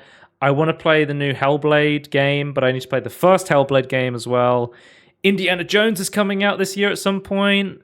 Because I got Games Pass. There's tons of... Chance of Sonar was added to Game Pass. I really want to play that, because that's a super interesting game. That's like... do you know the story of the Tower of Babylon? The idea of like the way languages pull themselves it's apart. A game like that where you basically go into this tower where you have to basically piece together a language in order to solve puzzles, and then you go to another level of the tower and it's like, oh, they speak a completely different language to the one I just solved. And it's a super interesting. I really want to play that. You have to get cultural cues to figure stuff out. And I also, there's so many games I want to play right now, and that's not even talking about like the Japanese games I want to play. Like I've just, I want to play Katamari Damacy. That's on my list. I've installed that. I'm going to play Katamari Damacy at some point. I want to try Square Enix games. I want to play more fucking Nintendo games. I want to man, I love video games. I love them. Next up, we have There's too many. So let's read some reviews quickly. The relationship between me and the Ponicle is quite simple. They release content and I buy it 10 out of 10. That's how I feel about Ponicle as well. Like literally this came out, I was like, it's like £1. Vampire Survivors has given me like many hours of content for £3. I love this game. You release a DLC for Vampire Survivors, I will buy it because I want to support this company and I love playing the DLC. It's really, really cool. But yeah. Well, mechanically well thought out. Oh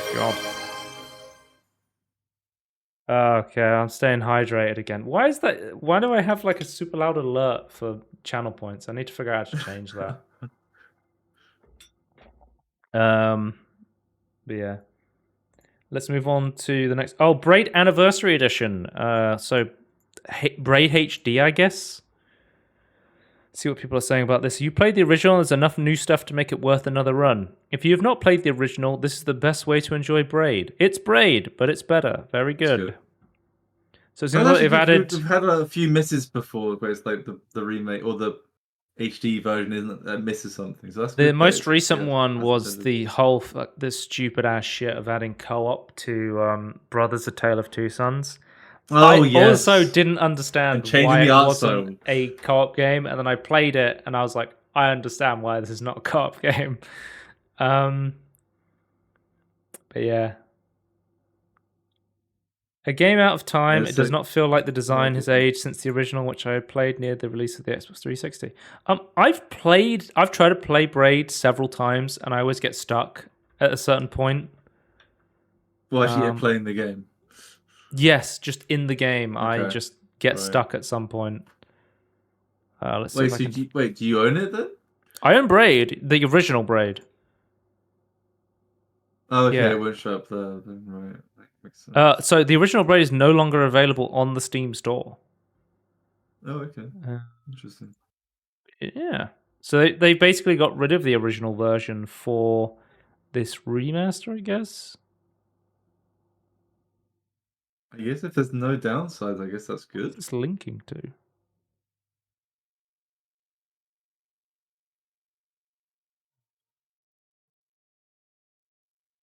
How do I view what games I own on Steam? I guess I could open Steam.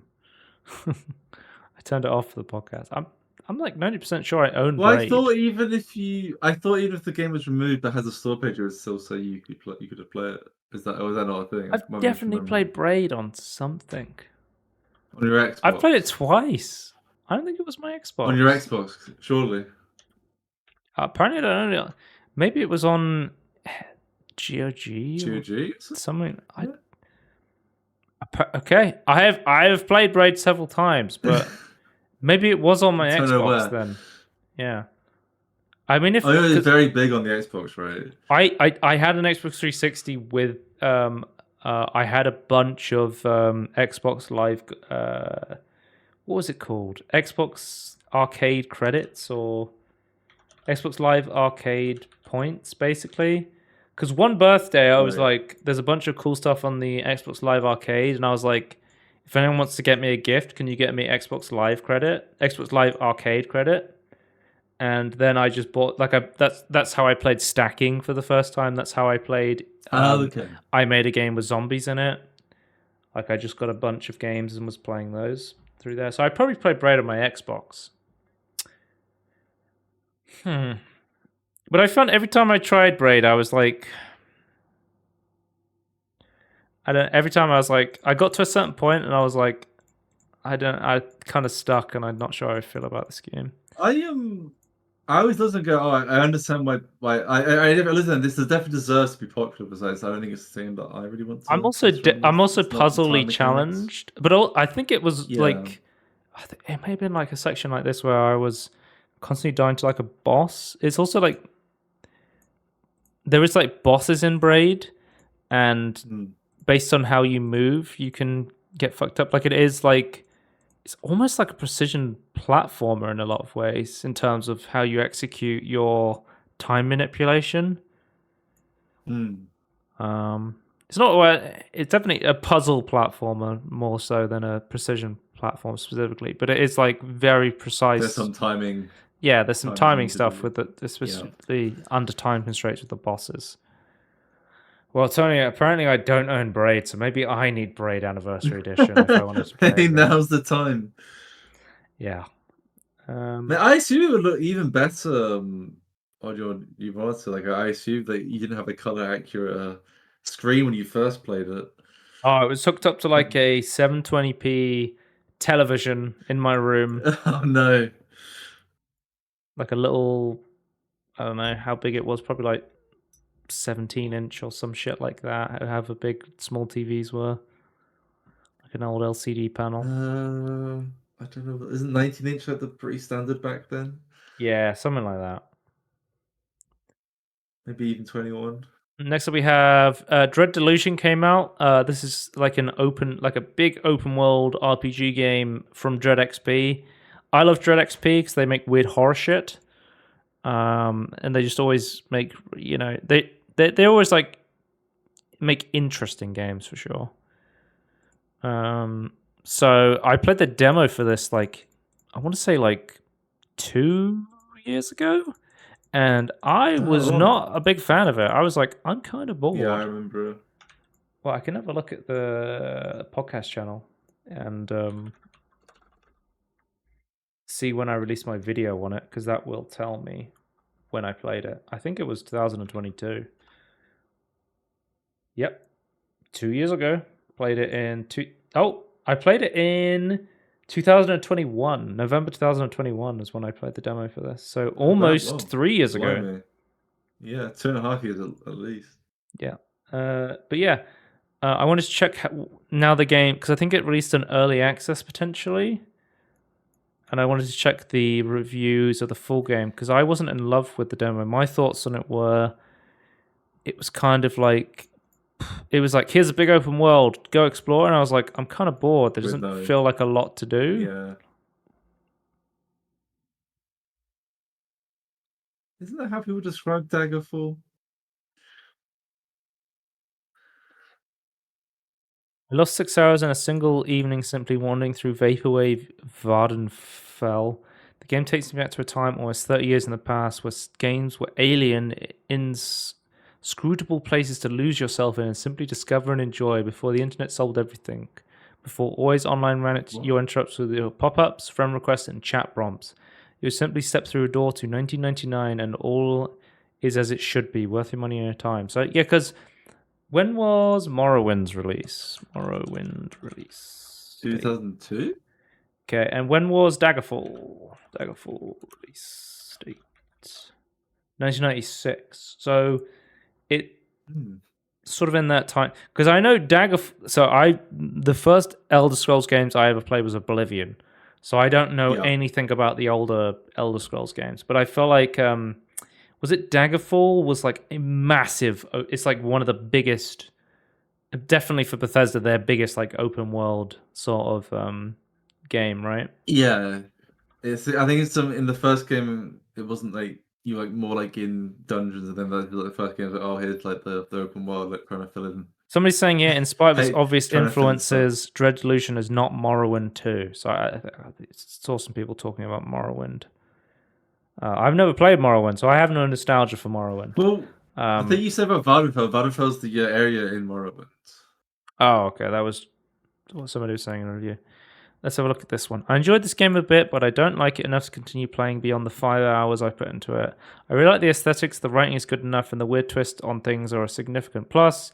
I've really enjoyed these parts, but the actual gameplay itself is just too boring compared to other games I could play. This looks like a game from 1999, which is great, but it also plays like a game from 1999, when I really hoped it would be something engaging in that. The combat's too easy, the quests are too easy, stealth feels either easy or arbitrarily hard. It's always overshadowed by how easy it is to fight or run through everyone. The skill checks are not interesting, and platforming challenges or environment puzzles are only mildly interesting. Walking around a castle to find a back door to the castle that lets you go in through locked doors, traps with your lockpicks instead of going through enemies. With your sword, it's fun the first time, but not the third time. I wish I had played this game 15 years ago. Wish I had lower standards. Right now, the aesthetics aren't enough to carry the rest for me.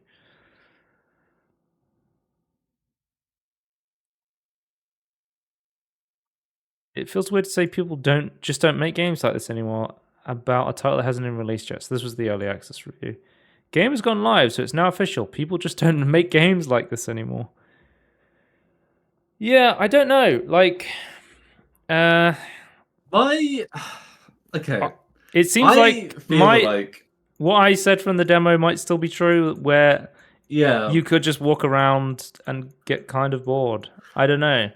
I want to preface what I'm about to say is obviously different people have different ideas of what you want from a game, and for some it's like, this is exactly what I want. Others like, this is boring. But I kind of feel like there's you look back at an era and you take all the bits you like, you then bring it into the new, still the same stuff. When they could look the same, that's fine as well. But you then go, okay, what didn't work with the current technology that's easier to code, easier to get assets? What can we do to improve it? I feel like that should be the way to do it. Maybe that is what they did, and it just still ended up in a way that something like you still doesn't like, but maybe for some other people it's perfect. Well, I have to point out we're about 3/4 of the way through releases, and we are an hour and a half into the podcast. Yep. Let's keep going. Mullet Mad Jack came out. This was a demo I played in the most recent Demo Fest, and I really liked this demo. I thought it was really, really good. It was like a super fast pace, anime. It was like somebody saw. Yeah, do you remember the 4Kids Funimation dubs of anime? It feels like somebody took that and turned it into a game in terms of that vibe sort of thing. Early Western translations of anime stuff. It felt like it had those vibes. But then it was you're a streamer and you have to keep going, or your fans will terminate you. Yeah.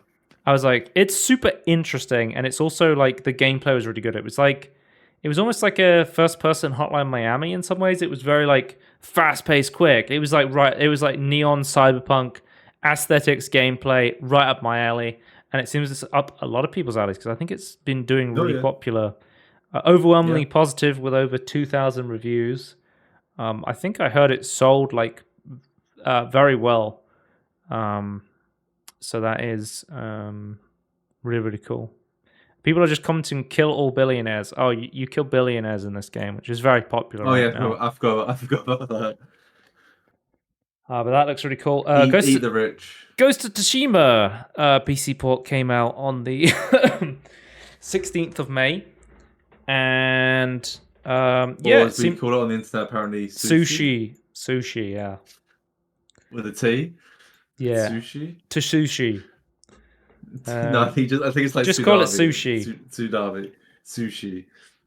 But yeah, we will be talking about Ghost of Tsushima's PC port later because there was some controversy with PSN accounts that came out recently, and we'll be talking about Sony and Microsoft's race to the bottom soon enough. But the actual port itself is really good. I saw the Digital Foundry video, Nixus port. Turns out, if Sony buys a studio that's really good at porting games to PC and then gets them to take their PlayStation games and port them to PC, they do a really good job. Makes sense. Yeah. Also, I don't know if you know, I assume you don't need a PSN account to play single player, it's just a multiplayer issue, right? Yeah, we'll talk about that. There is some weird PSN if you have stuff. That's fine. Okay, we'll get to that then, that's fine. From what I understand, you can buy this game and play it single player without PSN account. Okay. If PSN is available in your country. I want, which it is in the UK. Yeah, thank God. Then we have Senua's Saga Hellblade 2 came out. I want to try this, but I haven't played the first game, so I'm going to be playing that. Apparently, like a lot of people were saying, like it launched to lower player numbers on Steam than both Hi-Fi Rush and what was the other one? Redfall. Oh, right. But I'm assuming most people are going to be playing this on Game Pass anyway. I doubt many people are going to be buying this. Yeah, I think that's the problem because it's day one Game Pass, right? I assume if you. But those were games you just play were also two games that did day one release on Game Pass, and true. They had lower numbers than this. But we'll see. We'll see. Like apparently, this game has the exact same like Metacritic score as the first game, so.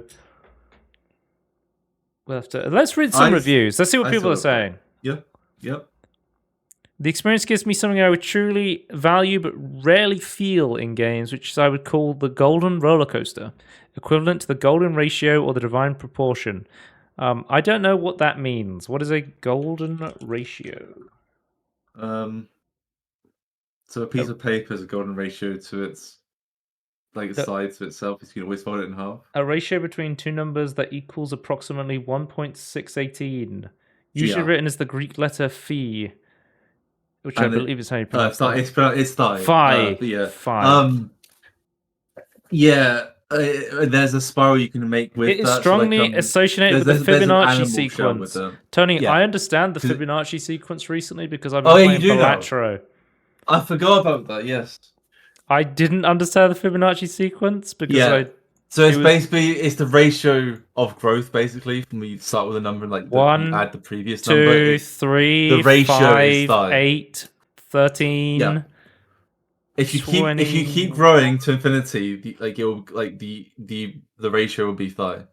But one of my favorite patch notes for the first patch notes of Balatro was, I think Fibonacci cost $4, and then they were like, "No, we can't have this," and they made it so it cost $5 instead because that Fibonacci. makes way much. Yep, thank God. You can't make it cost $4. What are they doing? Do you remember Odd Todd?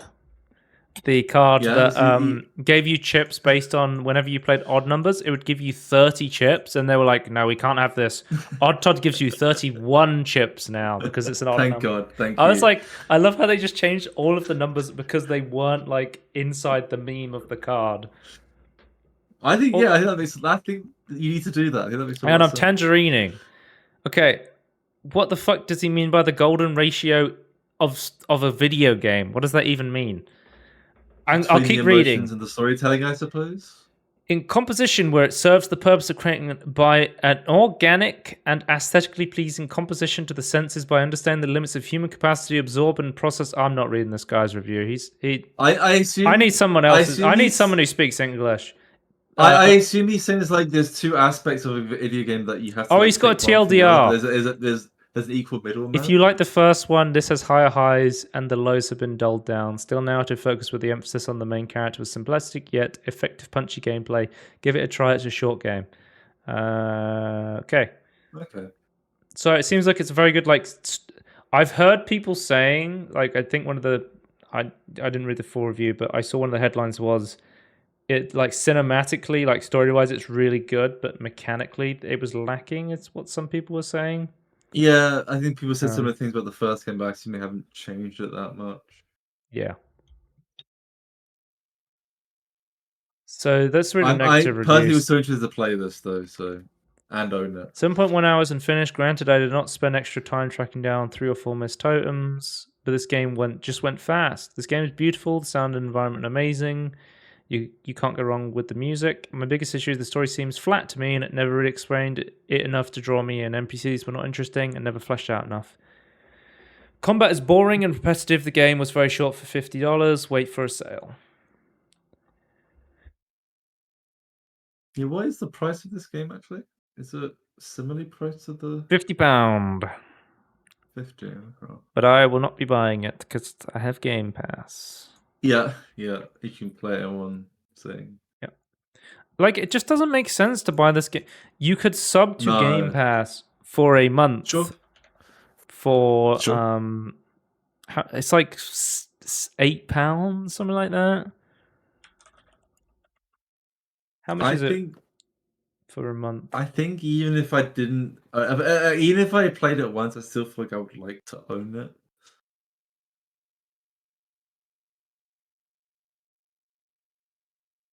I don't know. Yeah, it's £8 a month Game Pass for the PC edition. So you can pay £8 for a month, play the game, and then you can play this game in a couple of days, and then you have a month of Game Sure. Pass to play any other game you want to play. Like, Yeah. it's agree. from it. I understand people like owning games, and like the big thing for me is like this makes you can't play this on Steam Deck if that's something you want to do. Is this game Steam Deck verified? Yeah, It is true. unknown. It is not Steam Deck verified. I doubt you'd be able to get this game to run well on Steam Deck, but actually, that's an interesting tangerine. We have time. How does this game run on Steam Deck? There's time. Well, Digital Foundry has a video on running this game on Steam Deck. Right, I'm gonna take a quick break while you look at this tangerine then.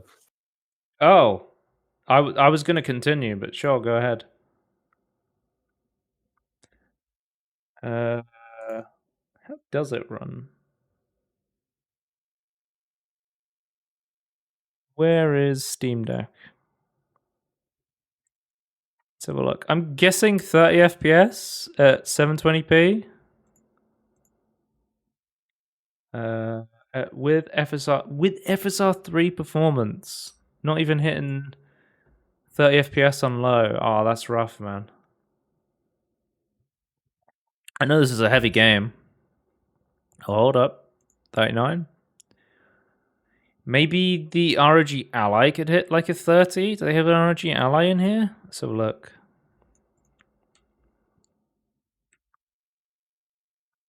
Oh, with performance mode and XCS sets, you're getting over 30 FPS. You could potentially get a 40 FPS lock with an ROG Ally. That's pretty cool. Then, I need Tony back because I want to talk about Star Trek. It seems like it doesn't run too poorly then.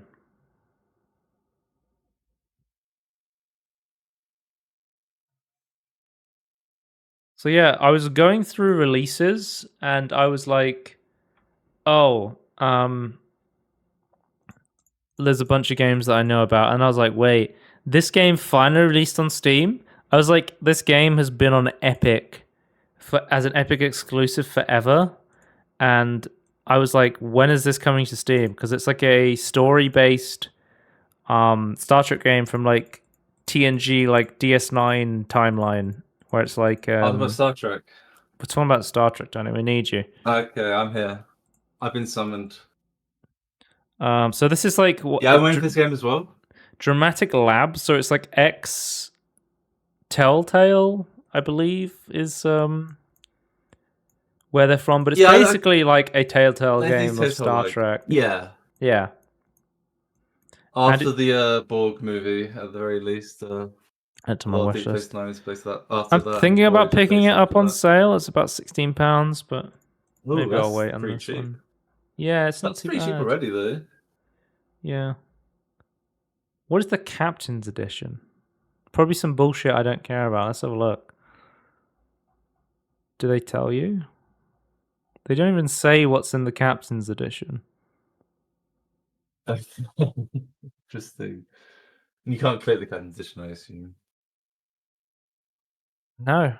They don't tell you what's in the Captain's Edition. Yeah, usually if they have two versions of the game, you'll click about the game and it'll go, oh, if you get the deluxe edition, you get this, this, and this. And it's like, you click on this and it's like... Using my Sherlock thing, it's got a music symbol next to it. Maybe it's just the soundtrack. Oh, okay, well. Dramatic Labs and Brunner House, if you're to this podcast, update your fucking about the game section because I have no fucking clue what this means. Yeah. What is the Captain's Edition? Yeah, I guess this includes the soundtrack based on the musical logo, but again, as a end user, that is not clear at all.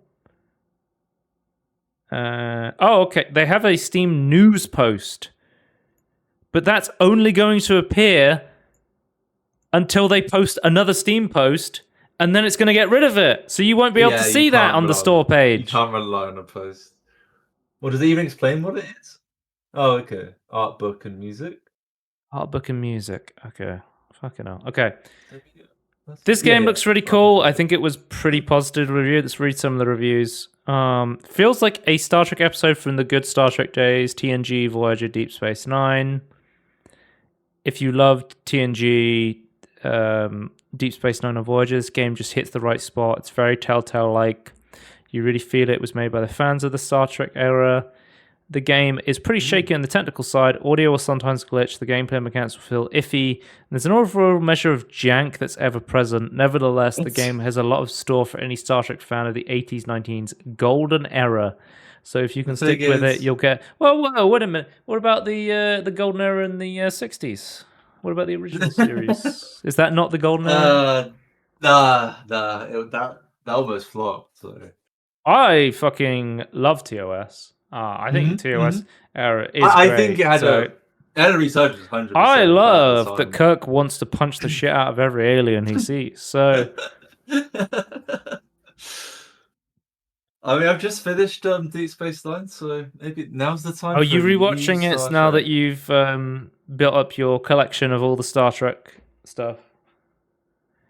Well, yeah, I watched it on the Blu-ray edition of the DS9. Still on tape, unfortunately, so it's still not great quality. Yeah, they need to do. It's the stuff I own.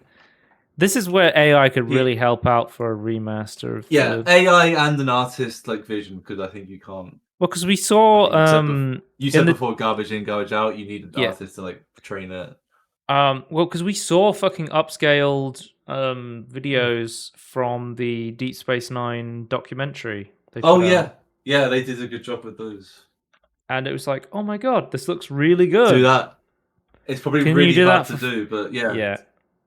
What We Left Behind, looking back at Deep Space Nine, like that documentary, we got like really, really clean, good videos of Deep Space Nine, and maybe I'll kick myself when those come out. But until then, I'm happy. Well, Tony, you legally own episodes of Deep Space Nine, so you could upscale them yourself.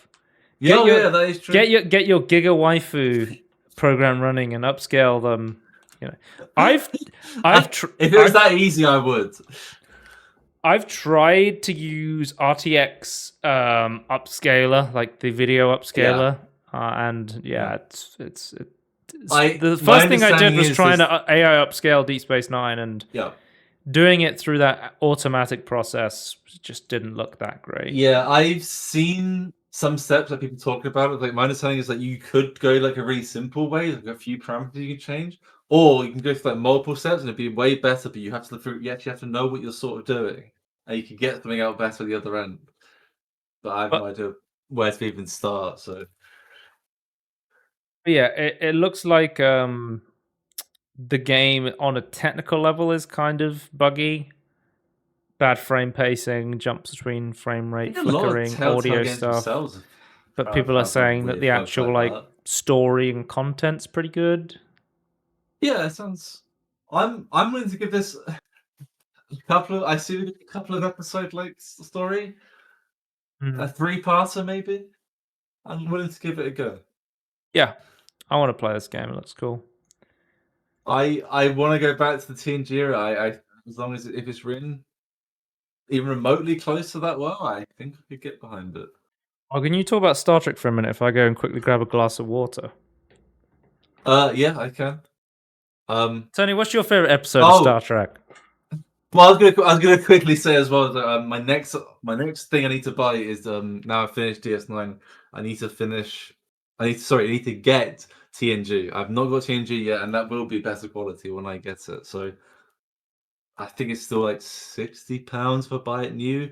Here in the UK, at least on eBay, I can't find like cheaper used copies. So I'm thinking I'm just gonna get it new because I think it's worth the risk. But yeah, favorite episode. I've never been. Half a Life, TNG. One of my favorite episodes. Okay.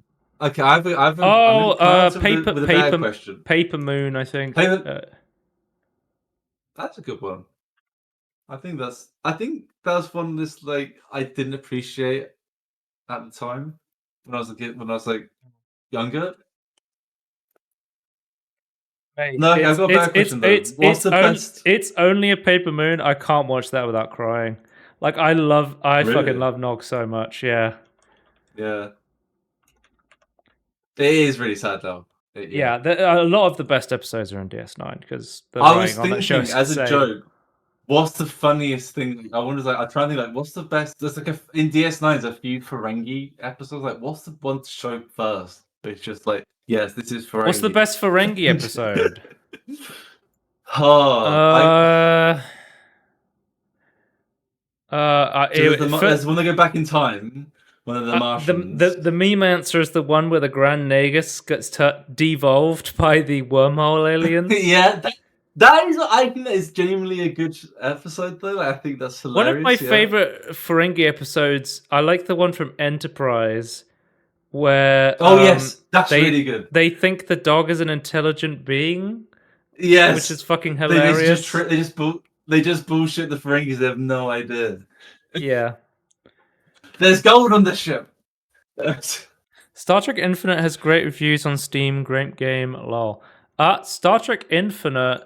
They've stopped development on Star Trek Infinite now, haven't they? That was another Paradox thing. Yeah.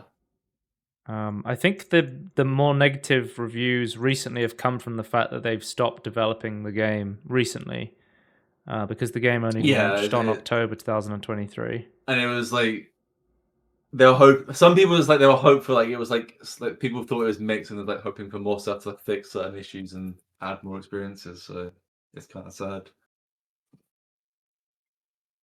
Yeah, our final release is Paper Mario: The 1,000-Year Door. I think this game has been getting really positive reviews. I think they did a good job taking the GameCube game and making it look better. I think the big criticism from a lot of people has been they took a 60 FPS game and turned it into a 30 FPS game. From what I understand about playing Super Mario RPG, the remake, that could affect... I'm assuming Paper Mario: The 1,000-Year Door has time-based mechanics where you need to like time your jumps to combo together stuff. I think that could potentially be an issue, but I think it's a lightweight RPG. You don't necessarily need 60 FPS for this sort of game. Obviously, I mean, if you were to load up, I don't know, something called Regenix, you could probably patch it to run at 60 FPS. I don't know what the fuck a Ryujinx is, but you know, maybe that's something you could do. Surely you wouldn't. You wouldn't download a Switch emulator. You wouldn't go on the high seas and find a ROM dump of that. It feels like I was saying earlier before we started recording the podcast. I was saying to you, it feels like Nintendo's winding down this year. There's like like you're not getting a Super Mario Wonder this year, or anything, or like a Metroid Prime. Like, last year was like, I feel like last year was really stacked, and then I think that this year, but it's both less than that and slower in general. Yeah. So who did Paper Mario: The 1,000-Year Door? So Intelligent Systems did it for the remaster. Who? Oh, they did the original, did they? Oh, that's cool. So they also did Fire Emblem, which is a very popular RPG. Yeah. So Squeenix did the first Mario RPG, and then the 1,000-Year Dawn was done by the Fire Emblem guys. That's cool to see. Okay, so maybe I'll have to check that. I do want to play this. This looks really cool. I've never. Yeah. So my first Super Mario RPG game was the remaster of the original one, which, if you don't know, the song from that is the Mario CBT video of the guy reading out CBT on Wikipedia. Deep lore connection. The deep lore connection. It's good. It's a good video. I suggest you play it in class. It's very educational. Yeah, let's move on. Gary's Mod is removing all Nintendo-related content. Speaking of Nintendo, they're removing all Nintendo-related content from their workshop due to a takedown request from Nintendo. If you've ever played Gary's mod, you'll know that the workshop is full of fucking Super Mario mushroom sweeps and like Mario model. Like every single modding community in the world has like fucking Nintendo content in it, and this is just. I think this is one of the first times we've seen like such a big game get hit by this through the workshop, no less. I mean, last year we were talking about. Was it? I think it was last year we were talking about Lego did a DMCA request against a Gary's mod add-on that had that turned Half-Life 2 into a Lego game. Yeah, it's like they use the Lego brands basically.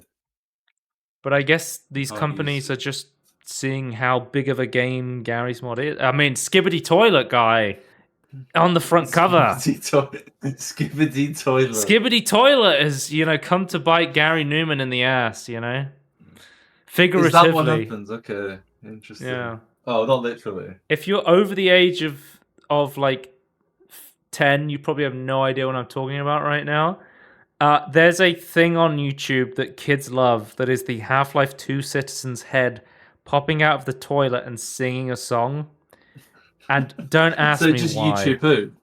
I kind of get it, because I'm like, I used to watch, you fucking YouTube poop Gary's mod video, Machinima videos when I was a kid. Yeah, that was me.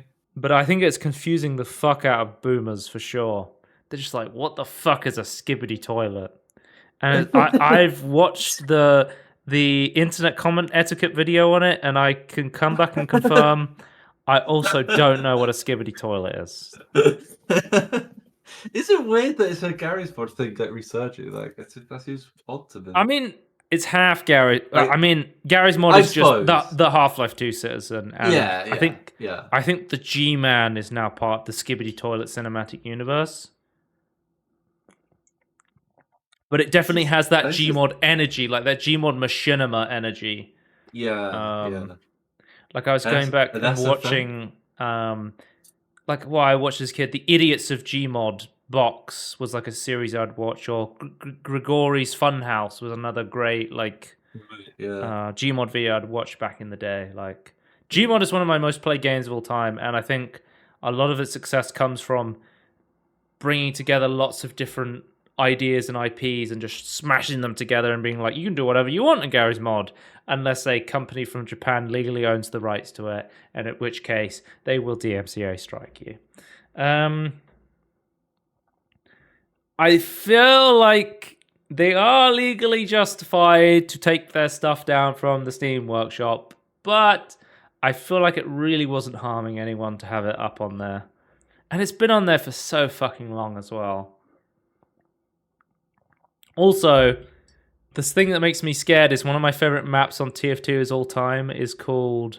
Also, Gary Newman confirmed it was confirmed to have come from Nintendo. It was a legit takedown request, because people were saying there was a guy going around pretending to be Nintendo DMCA striking like fan games and stuff.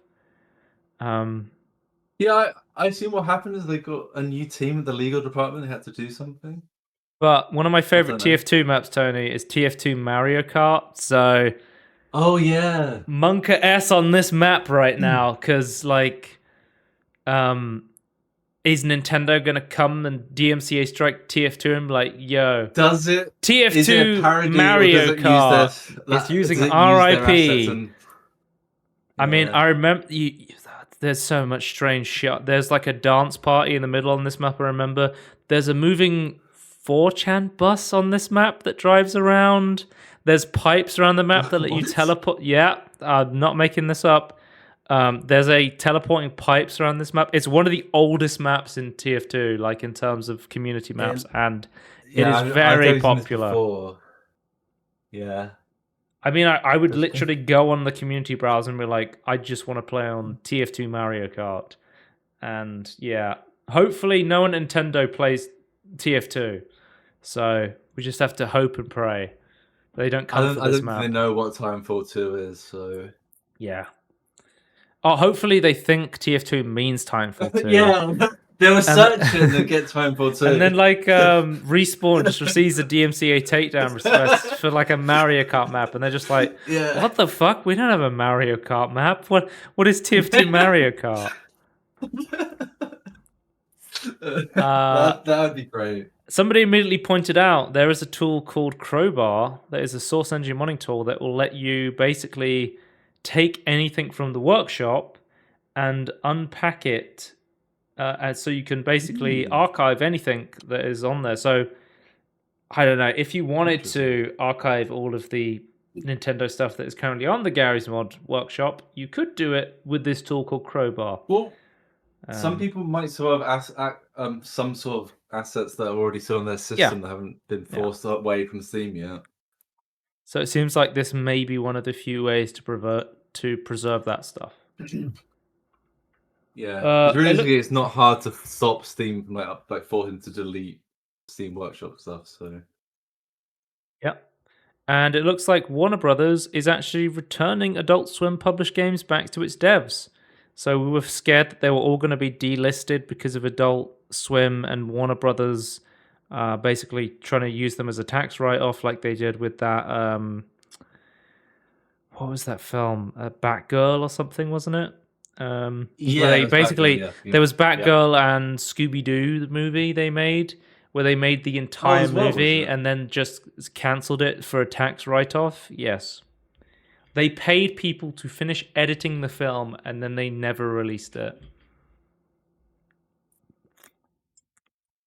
But both Duck Game and Small Radio's Big Televisions have the rights back to their game. So it seems like the developers are getting the rights back to their game now that Warner Brothers is moving out of publishing them, which is cool to see. Emulation Retro, Bungie's Marathon has come to Steam. We're thrilled to announce that Aleph 1 community is bringing the original 1994 and 1996 Marathon trilogy to Steam, starting with Marathon 1. So Marathon 1 is free to play.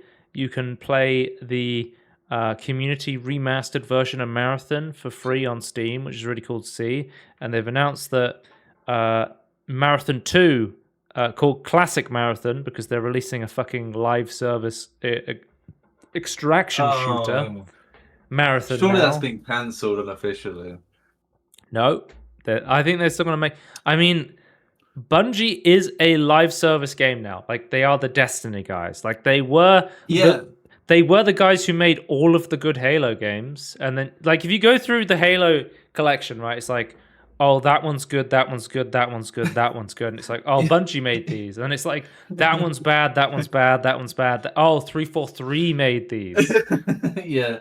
But suddenly Destiny 2, like, I think it was last year, that suddenly like, a lot of players stopped playing and it turns out negative reviews. If you make a live service game that's about having people infinitely replay it, you can only make so many of them because there is only so many people to keep infinitely playing one game over and over again. Turns out that as well. But Destiny 2 was one with a large player base. They just like kept messing up releases of new content. It's like, why are we still playing? It finally reached the player. I don't know if you watched them. Destiny 2 was like they basically delisted an entire DLC campaign. Many DLCs, yeah. Because they were like, the file size is too big now. We have to just basically mean that this content that you got, you can never play it again. It's too confusing. It's just like, what the fuck? And they released a Bait and Switch like penultimate DLC that actually has nothing to do with that. We just gonna nothing to do with the trailer. It's just gonna be in between. Imagine if a new WoW expansion came out and they were like, oh, you can no longer play the previous WoW expansion's content anymore. Sorry. That would be insane, right? Imagine if they destroyed it with some sort of dragon. Yeah, that's true. Tony, Cataclysm it's Classic. It's not quite the same, but it's Cataclysm similar. Classic just released, people, and Pandaria Remix just came out as well. So if you have a WoW sub, you can play both of those. Yeah. I think I would. I'm trying to think. What would I be more interested to play? If I had to choose between Mop and Cataclysm, I would choose Cataclysm. Whoa, Mop. Mr. Oh, Pandaria. Mr. I forgot it was called that. There's WOD, Warlords of Draenor. What? Okay. BC. No, Warbirds of Burning Damascus. Crusade. That's how I know it. There's WOLTK. WOTLK, Wrath of the Lich King, which you would write it down, but you would never say WOTLK. I would just say Wrath. Wrath. Yeah, most people just say Wrath. Then there's Cataclysm, Mop. Yeah, you can't just, Legion. You can't just put a C, can you? BFA, Battle for Azeroth, Warbirds of Darnassus, as you know it.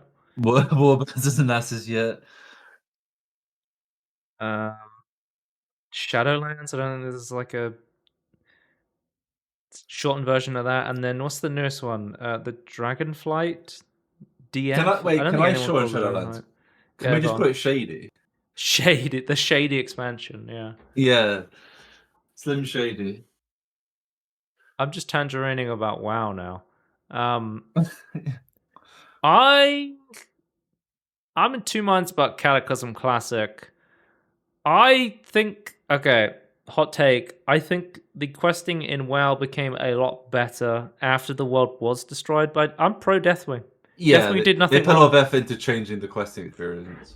I also played Cataclysm. The thing is, the reason I'm not interested in playing Cataclysm Classic is I played Cataclysm on launch.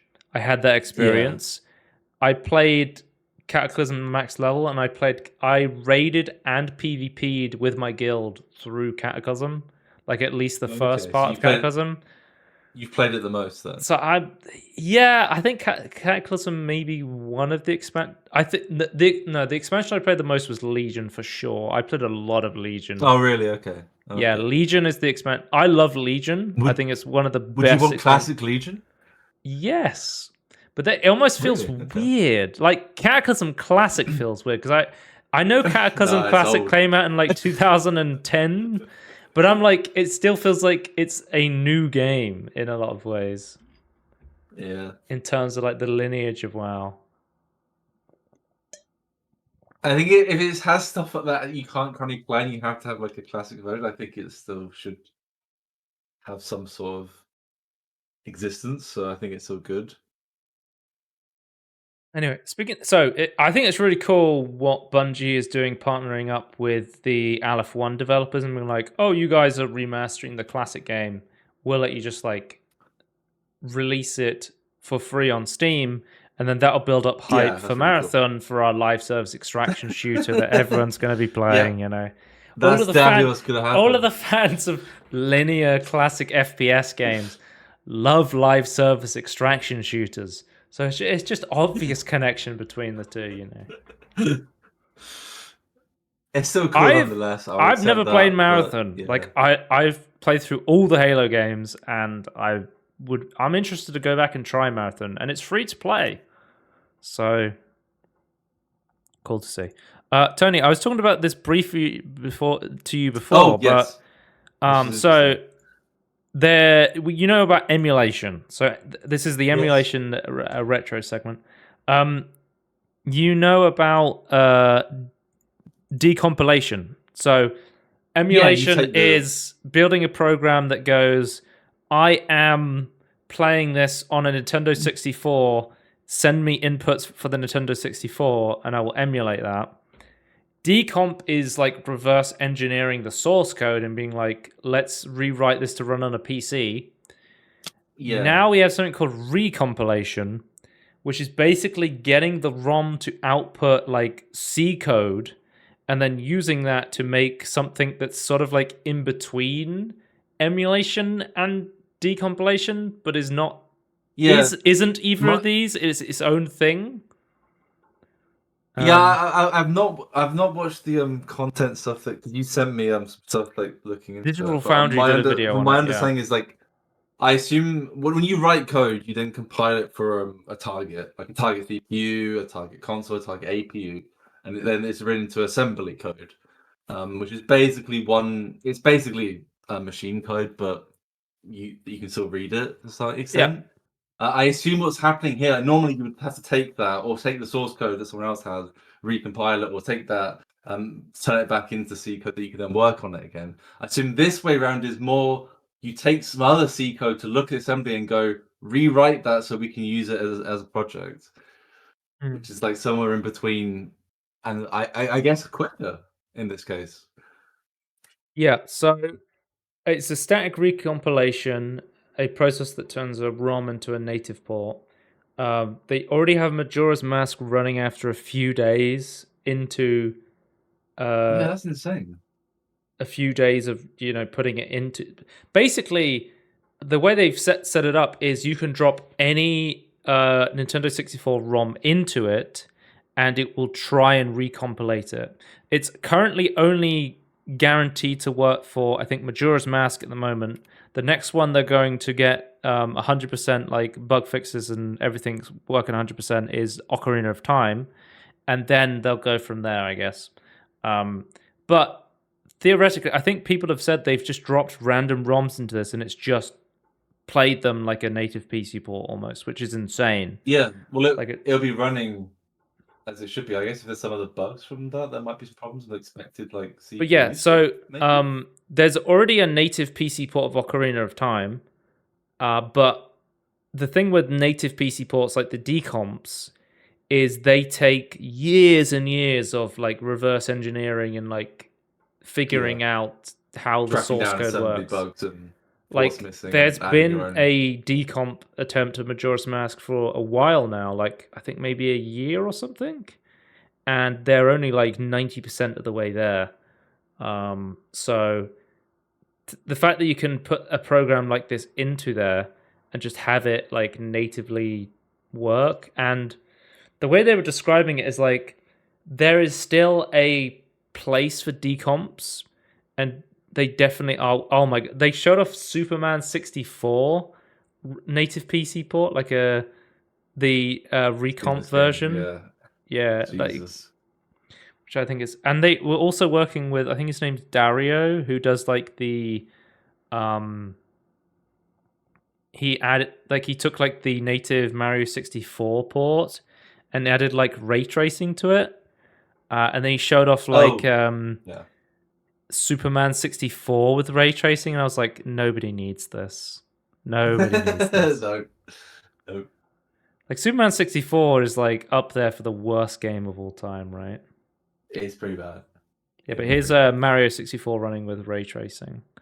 But you should be able to take anything that you have for the decompilated ports and add them as like a shader for the recomp, and you can even get this running on Steam Deck as well, which is really, really cool. Oh, that's pretty huge. But the idea is it's going to basically, you dump the ROM and they'll have like a standardized modern PC setting, so there'll be a very simple page where it's like, what resolution do you want to run at, what frame rate do you want to run at. I think the frame rate, they just do it through interpolation, so it should be fine. Oh, so here's Ship Arcanian, which I have installed on my PC. Ship Arcanian is really cool native decomp of Ocarina of Time. But you can see here, like if I go back in the video, there's like a standardized. So this is what it will look like for pretty much every game you put into the recomping tool. It'd be like resolution, aspect ratio, frame rate, anti-aliasing, and windowed mode. So the idea of this is for when you just want to play a game. Decomps are for when you want to like break down everything about game and like tweak it to run in like completely different ways than you would from when it launched. Improved perhaps, or this is just for like, I have the ROM and I just want to play it natively on my PC. That's what recomp is for. When you just want to play a Nintendo 64 game. This is a rhetorical question, in a way, I suppose. I don't think either of us know. But surely this recomp will help people trying to decompile. Like, it'll give them information that they wouldn't otherwise have. I'm not saying it doesn't for them. I'm just saying that they could use it to figure out smaller components. The ROM to output C code, that doesn't help you with the source for the decomp, right? No, I'm wondering if you could use it to like, I wonder if this is how the source works. Let's double check it. Is it like doing something similar, this component only? Yeah.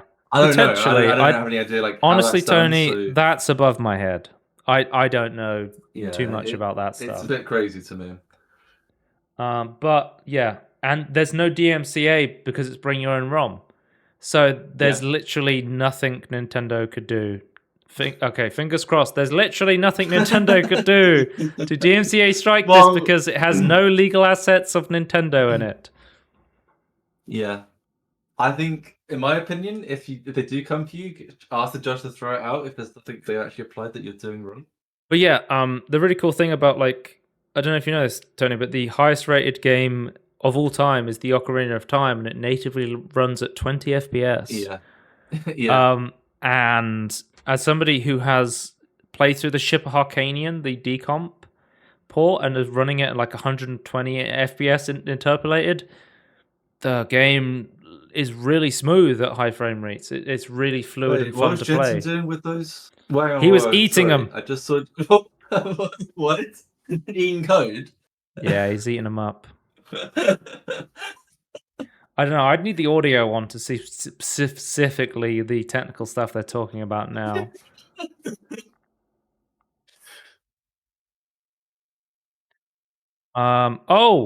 Speaking of emulation news, PPSSPP is approved for the App Store, the PSP emulator.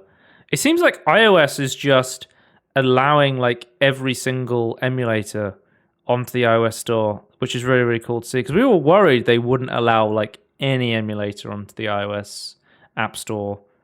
But it seems like we have most of them now. And I think a RetroArch is running on there as well. Was EmuDeck running on iOS as well? I'm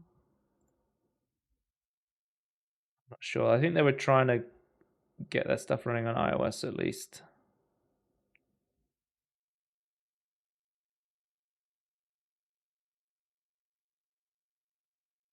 I assume if, like, from a legal point of view, they're okay with it because, like, you need to provide your own. I assume you have the side load or put files in for the ROM. So you can either upload them to your phone through iTunes, or I think a lot of the emulators allow you to pull the files from a third-party drive. So you could upload them to your iCloud, Google Drive, Dropbox, and then just pull the files from there.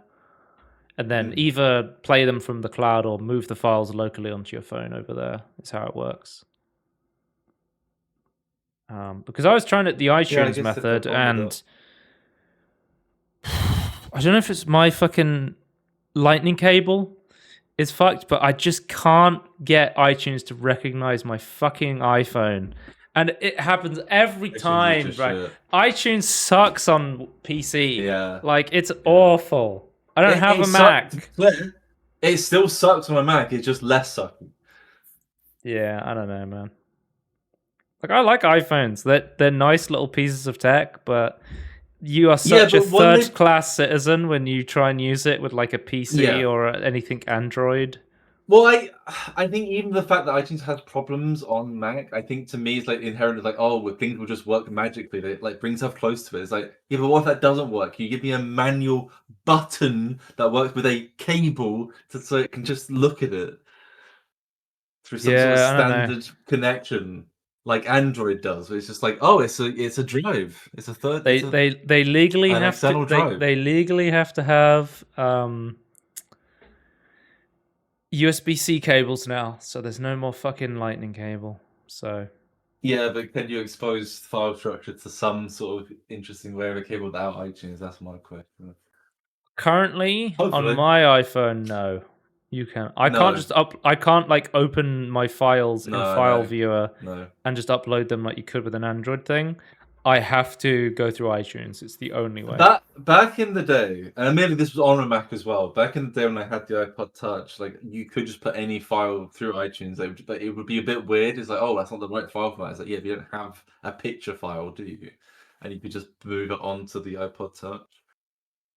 But yeah, I guess I did used to use iTunes on my PC, but not for transferring to an Apple device. So. Anyway, let's move on to mods. Tony, you can now play Doom in Persona 5 Royal.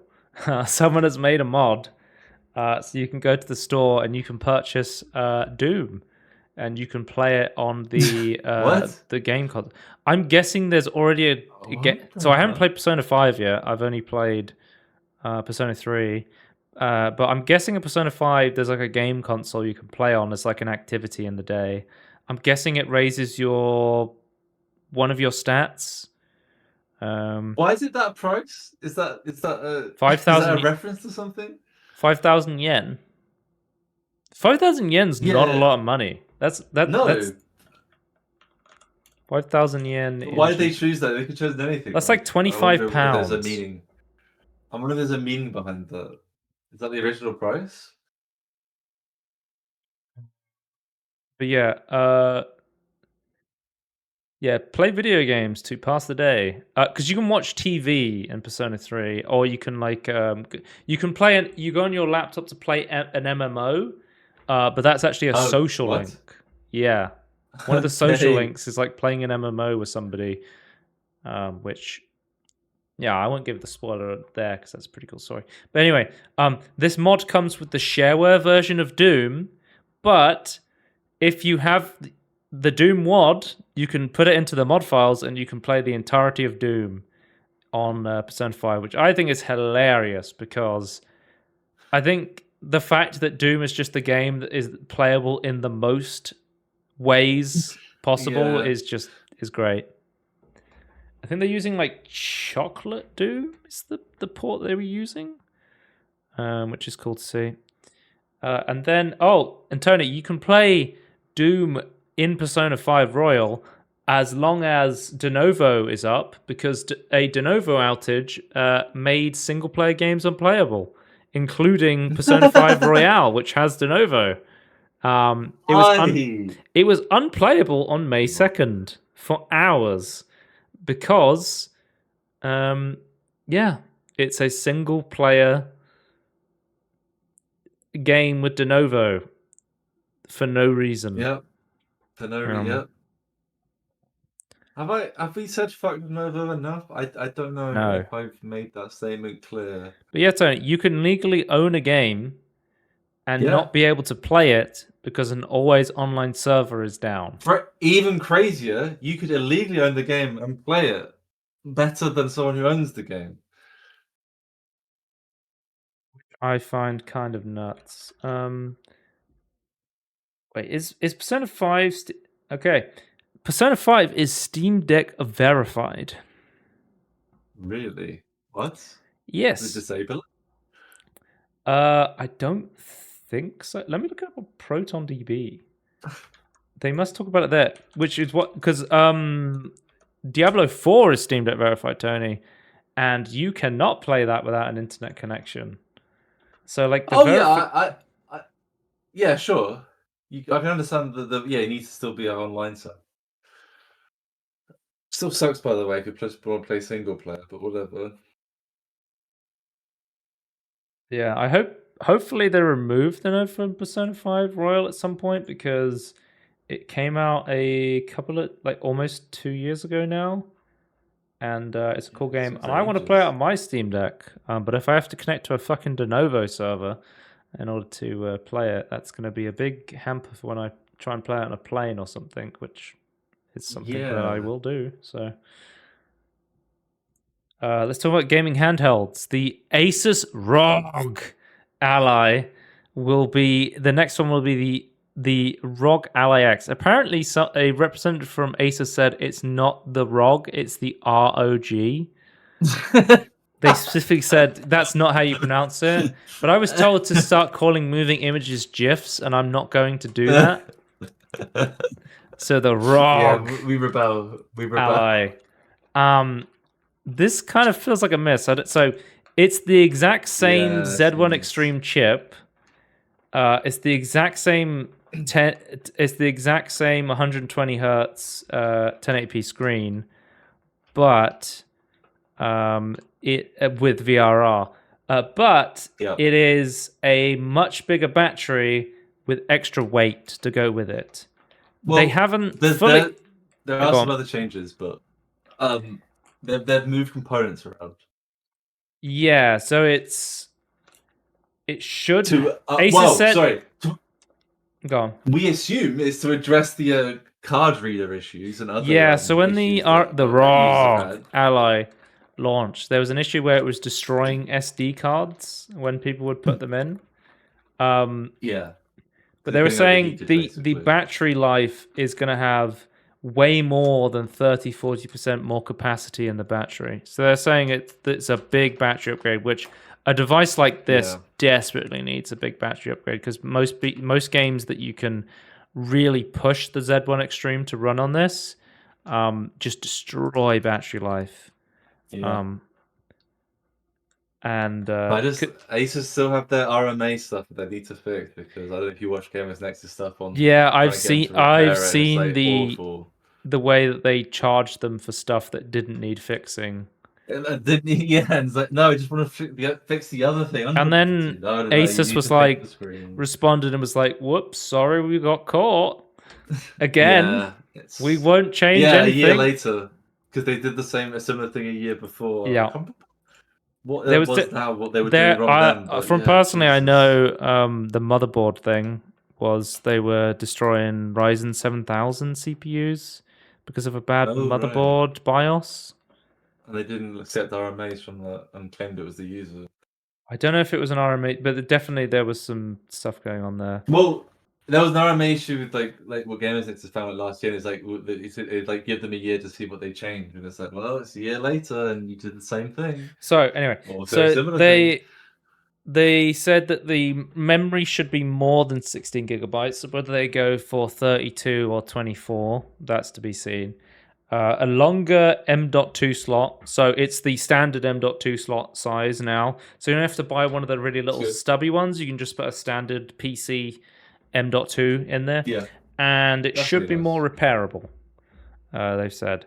So it's going to be better battery life, heavier, better RAM, standard M.2s, and will cost more. I think they're going to sell it alongside the current ROG Ally.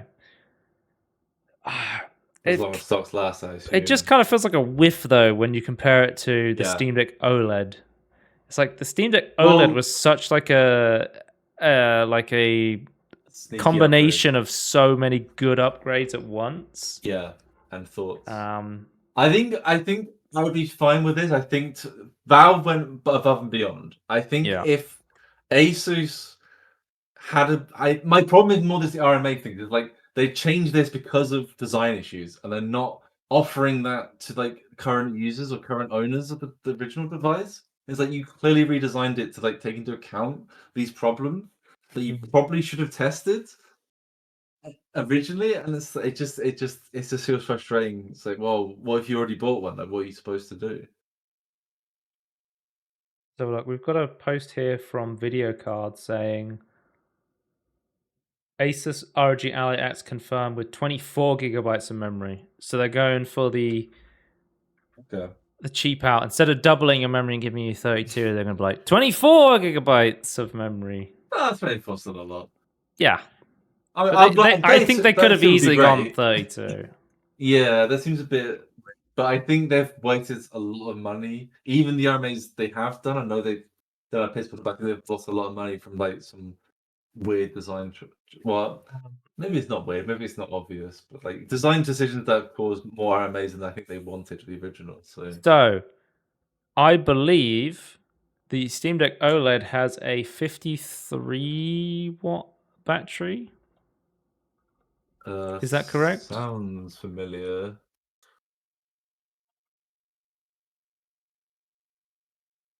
But so apparently the ROG Ally, the ROG Ally is going from a 40 watt hour battery to an 80 watt hour battery. Oh Jesus! So they're potentially doubling the battery life. Yeah. Will it be heavier, or have they got a lighter battery chemistry? They've said this device is going to be heavier than the original both. Because you remember when the Steam Deck OLED came out and they're like, oh yeah, it's lighter. Yeah. I thought, oh man, I wouldn't want a heavier device. Yeah. So it's going to be Yeah, I like just a think much bigger efficiency's battery been- than the Steam Deck OLED, but it's going to be this thing, the Z1 Extreme, if you're pushing its wattage especially, for the more... Like, it can run those AAA games that the Steam Deck will struggle with, but you will get shooting battery life. Wasn't Linus saying his wife Yvonne that like thought the ROG Ally was a little bit heavy for her? So don't I know. think this is going to be worse. I would love to try one out. Apparently, I think in the Sure. UK you can go to Curry's to try one out, which is our like tech PC Yes, Curry retailer / PC World. They merged like a decade ago. it has a big retail presence. I mean, if I was buying PC Yeah, parts specifically from I'd go like Scan or something like that, right? In the Yeah. UK. If you want to try stuff, But yeah, they PC World, are Curry's like is they pretty have good. the physical stores to go and try them out. Yeah. I think 'cause for laptops as well, if you want to know the feel of a keyboard, like go to Curry's. But so you're getting a RAM upgrade in capacity and speed. So it's going from 6,400 to 7,500. And it's going from low profile DDR5 to low profile DDR-X. So this increased bandwidth will match that of the Legion Go. So it's going to have, and I think the Legion Go is one of the biggest batteries right now. So yeah, it's Legion pretty Go has a 50 watt-hour battery, so same as the Steam Deck OLED. So this will be one of the biggest batteries in a handheld that we have available, right? big. Have they told us the weight? Have they actually displayed that information? Let's have a look. Because I'm just maybe it's like if you accept the weight difference, then maybe it's a compromise you're willing to make. Maybe Asus not confirms that the new Some people handheld don't care. will be 70 grams heavier, 678 grams weight. That's not too bad. Steam Deck weight. How heavy is the Steam Deck? Is it The like Steam Deck 500 is maybe, 669 grams. Okay. It's only slightly heavier then.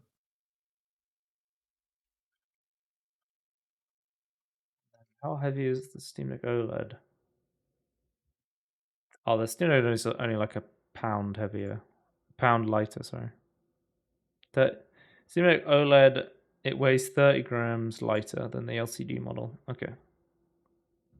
Yeah, that's not too much realistically, but I think some things add up over time if you're holding it, so I think it's worth thinking about. So it will have 1 terabyte of storage capacity, whereas the Asus ROG Ally had 512 gigabytes. Some people were speculating maybe it would be 2 terabytes, but maybe that's too good to be true. They're still quite expensive, so I think there won't be much margins for them. No upgrade on connectivity, so they're not doing a Like a Wi-Fi Steam Deck upgrade. OLED or like a MSI Claw where they're going like Wi-Fi 7 and Bluetooth 5.4. It's still Wi-Fi 6E and Bluetooth 5.2. The dimensions are slightly different. And it is coming out in June. My thoughts on this product are... The price the same? No, it's more expensive. I don't know if It's we've more got a expensive price. as well. They've said it's going to be more expensive than the base ROG Ally. I don't know. The new Ally will be officially presented at Computex. Asus has not yet confirmed pricing, so the reported $799 price is still a rumor. So it could potentially cost $800. So it's like the highest tier, effectively. How much is it in the UK? The current one. I'll have a look at Curry's. Because I also have to make sure it's the... Curry's has a handheld consoles section. Curry sells the MSI Claw Oh my god. Log in. Well, we can log try in. one. Do you think they got one in the store? Oh Try my! it. I hope there's an MSI. Tell me, we need to make a trip to Curry's. Yeah, Where's my down. closest Curry's? I'm They- down. wait, down. Let's go. They have the MSI Claw, the Asus ROG Ally, the Lenovo Legion Go, and the Logitech G Cloud. You know what's kind of interesting? I don't know if they have like an open box policy at Curry's either. Do you? Because that's a big thing with like. What? They have it sell the used stuff. Yeah, do Curry sell you stuff? Like it might be Don't know. a good idea to try and get one of these stuff. Like, there's a guy I follow for handheld gaming called Retro Game Corps, and Yeah. he says he loves that you can buy like the Ally from Best Buy, because if you go into the store and you buy one and you don't like it, you can just return it. And he was like, and when you return it, you're just helping out a homie. Because what you're doing Yeah. is you're just making an open box model that's cheaper for the next person. So every time you go and test drive, you know, the Ally and Best Buy, you're just making it cheaper for someone else if you don't like it. Oh my god, wait, what? If I get a MSI Claw from Curry's right now, I can get a free copy of Skull and Bones? Okay, looks like I'm getting one right now. I can't think of a console and game combination I would want less right now. The MSI Claw and Skull and Bones. Like, Jesus Christ. What? I can't believe they made a deal. I guess. Wait. So did you? Oh, I don't know. How would that contract have gone down? Anyway, I think is it Asus that has like their proprietary eGPU? Yeah, they have Which- that connection. They don't want you to use their because there's the Thunderbolt. Is there? Yeah, so the Thunderbolt. So all of them are PCIe tunneling, like through USB to some extent. So USB 4 also has that, but the Thunderbolt is the most mature, and yeah, that's the Intel technology. Well, because it's saying here Yeah, the Claw Ace, has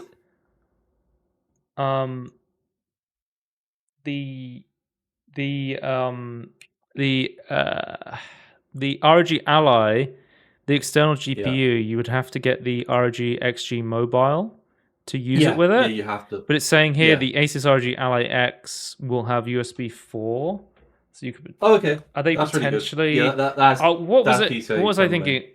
Oculink is a popular one. Oh. Yeah. A lot okay. of people with handheld PC swear by Oculink. Interesting. Okay. Yeah, I don't know that much about before. external GPUs though. Like I've Yeah, never used one. I think so. my understanding is I think that there's probably maturity problems here. That I think this is going to be like you'll probably be beta driving this feature. My understanding is that with USB 4, you could get like a USB to PCIe card and like just put a normal graphics card into that and power it separately, obviously, and then you could pass it through to the CPU and then just run off the external GPU, a normal GPU. My thoughts on this thing is, Tony. I don't know. I understand some people like to just sit around and play in their house. Like they'll use it like a Switch. Yeah. Like somebody's watching something Yeah. on the TV. I'm gonna play on my Asus ROG. I want to play AAA games, and I want to play them for a couple of hours. I don't mind being plugged in while I play. If you were like, oh, I'd like a little bit of extra battery life, I would like a little bit more storage, a little bit more performance, and it's going to cost like what, $100, $200 more. This could I be wanna for know the you, prices. but I think it's hard to make judgment without a price. I would say, I think to most people, I would just in general, I would say get a Steam Deck OLED. The battery life for like the games that you want to do on the go, like as long as you keep it charged before you take it out, that you don't have to worry about battery life, or just turn it off fully before. But I understand there's people who want to play AAA games. There's people who want to play Games Pass, so they need a Windows handheld. Yeah, There's understandable. people care about VRR, 120 hertz, 1080p resolution. Like, there's reasons to get a Asus ROG Ally, and I could see reasons to get an Asus ROG Ally X. Sorry, ROG. I suppose if you're like buying one computer, like, and it's for gaming, right? Like, you don't want to buy a laptop. This would be a much better. I think a keyboard and a monitor. There could be a future where we have like our gaming PC is like a handheld, and we use it and play it when it's about, and then we come home and we dock it to an external GPU, and then that's like our gaming PC. That's cool. I genuinely think it's just really fucking expensive right now for eGPUs. Yeah. I think it needs to be normal GPUs. Like, it needs to be like PCIe tunneling technology. It can't be weird proprietary signaling. But I think that future is coming, especially considering, like, I think the efficiency of I think desktop CPUs are still like good, right? Like, I think there's still like things being pushed, but I'm personally more excited with the efficiencies that mobile versions of CPUs are getting. So yeah, I think that's also a future. And I think it's going to get to the point where it's good enough for most games. We don't need big CPUs. We may not even be on, still using x86. I mean, yeah, that's true. We might be using some Qualcomm chips. You don't know. Some RISC-V stuff, yeah. I'm still going to wait judgment on like not x86 existing. I don't know. I'm very excited to see. I expect it, but okay. So Microsoft has said several things that are really confusing. They've said that Phil Spencer has been talking about like how to make the Lenovo Legion Go the ultimate Xbox handheld, and it seems like Xbox may make their own like PC handheld. But then they've also been saying the next Xbox will be the most powerful system ever made. And I'm like, handheld and most powerful system ever made do not line up. So we'll have to wait and see what they're doing there. Yeah. Let's move on to Steam news. The Steam refund policy has been updated. So this change covers titles that are pre-purchased and offer advanced access. So if you play playtime during like a early access, so I'm calling this the Starfield loophole. So if you have playtime acquired during the advanced access period, will now count towards the Steam refund period. So I don't know if you remember, but Starfield did this thing where they basically said you can get early access, like advanced access to the game. Where we'll if you pre-purchase the game, deluxe edition or whatever, you can play the game before it comes out for everybody else. The Starborn edition or something? I don't know. The way that it worked though is that playtime didn't count towards the refund policy. So people were playing the entirety of Starfield in like people were playing a lot of Starfield in a couple of days, or the entirety of Starfield in a couple of days. And then when the game came out, they were just refunding it. And there was nothing that Bethesda could do because this didn't count for their 2-hour refund policy because they hadn't played 2 hours of the game. They played 2 hours of advanced access. I guess from Steam's point of view, it's just being treated like a beta, not early access to a select few. But I think it's still bullshit, but yeah, it should be a loophole that's fixed. I definitely think that this is probably the right decision for developers and publishers because you don't want someone to play your entire game and then be like, well, I've got no playtime in it, so I'm going to refund it. But another option is not to pre-release it, though. I also hate advanced access. This shit happened with Diablo 4 last year. It happened with Starfield. That I really hate this trend of, if you give us more money, we'll let you play this a couple of days early. And there's so many FOMO Andes that cannot wait to just play the game a couple of days later.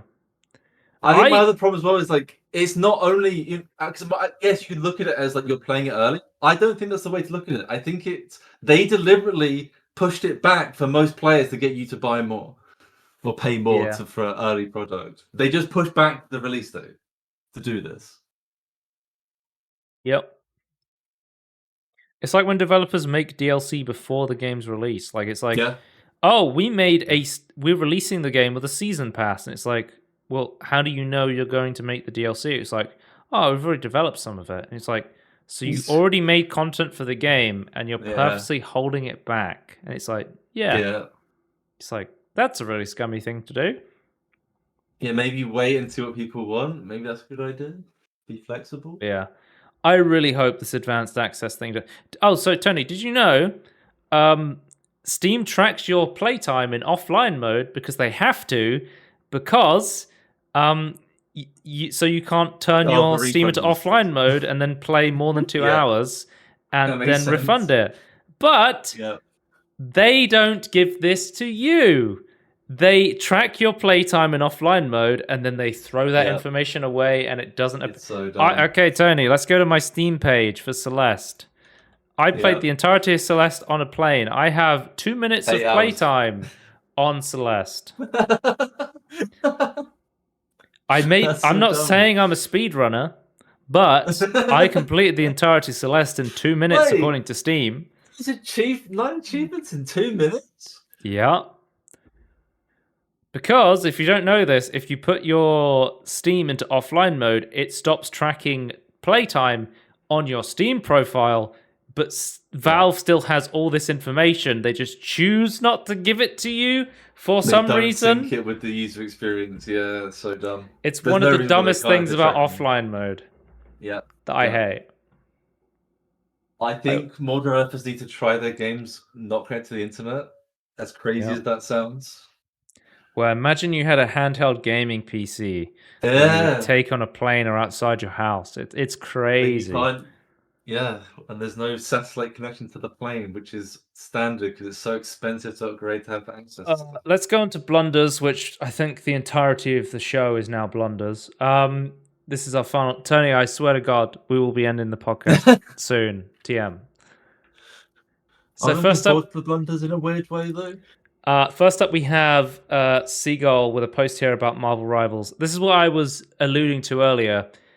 He says, Yep. extremely disappointed in Marvel Rivals. Multiple creators asked for key codes to gain access to the playtest and were asked to sign a contract. The contract signs away your rights to negatively review the game. Many streamers had already Surely that's signed not- without So reading that's not. just to play. I don't think that's legal, though. It's called, so they've put it as a non-disparagement clause. The Yeah, but I content don't think that's creator legal. agrees I think not to make you're any allowed public to statement or review. engage in discussions that are detrimental to the reputation of the game. I think it is legal. There is No, when I you think sign you're allowed- contracts, there is something called a ethical or morality clause, where if somebody's advertising a product, such as in getting early access to a game, so let's say like you have, let's take someone who won't do terrible things in the future. This is going to be such a hard. Let's say you have like I don't know, who's a nice Yeah. person? Who's someone you think's a nice person that wouldn't do awful things? Oh, I don't know. Let's choose someone that's already dead. That'll be Total easier. Biscuit. So Total Biscuit is advertising World of Warcraft, right? Yeah, And yeah, they're like, okay, we're putting you in the advertising campaigns, and then suddenly yeah. Total Biscuit is advertising the game. He's on the face of the game, and then he goes, I have some very interesting views about this race. And then suddenly you're like, oh shit, we just paid this guy a bunch of money, and now he's completely destroying the reputation of our game. You can have like ethical morality clauses, which mean you can break the contract and say, we're taking back this money. We're no longer doing this contract. Can I speak about another rule? Okay. You can't lie about a game in your review. You can't, or any product. You cannot lie. You're basically preventing signing your way to do rights review. Second, normally that's for proper advertising and like commercial agreements between like you're part There's of the nothing marketing illegal about giving a good review to a game that you know is bad. There's no legal precedent for that. campaign. No, you're not meant to lie. I think it's thinking very hard to do anything about it. But Like you're not meant to lie ethically, about the in game. terms of like ethically to your fans and to yourself, Mhm. you should not give a good review to a bad game. But in the eyes of the law, I don't think there's anything illegal about it. No. If you have this piece of evidence saying you signed this and you give a good review, then you literally cannot give a bad review.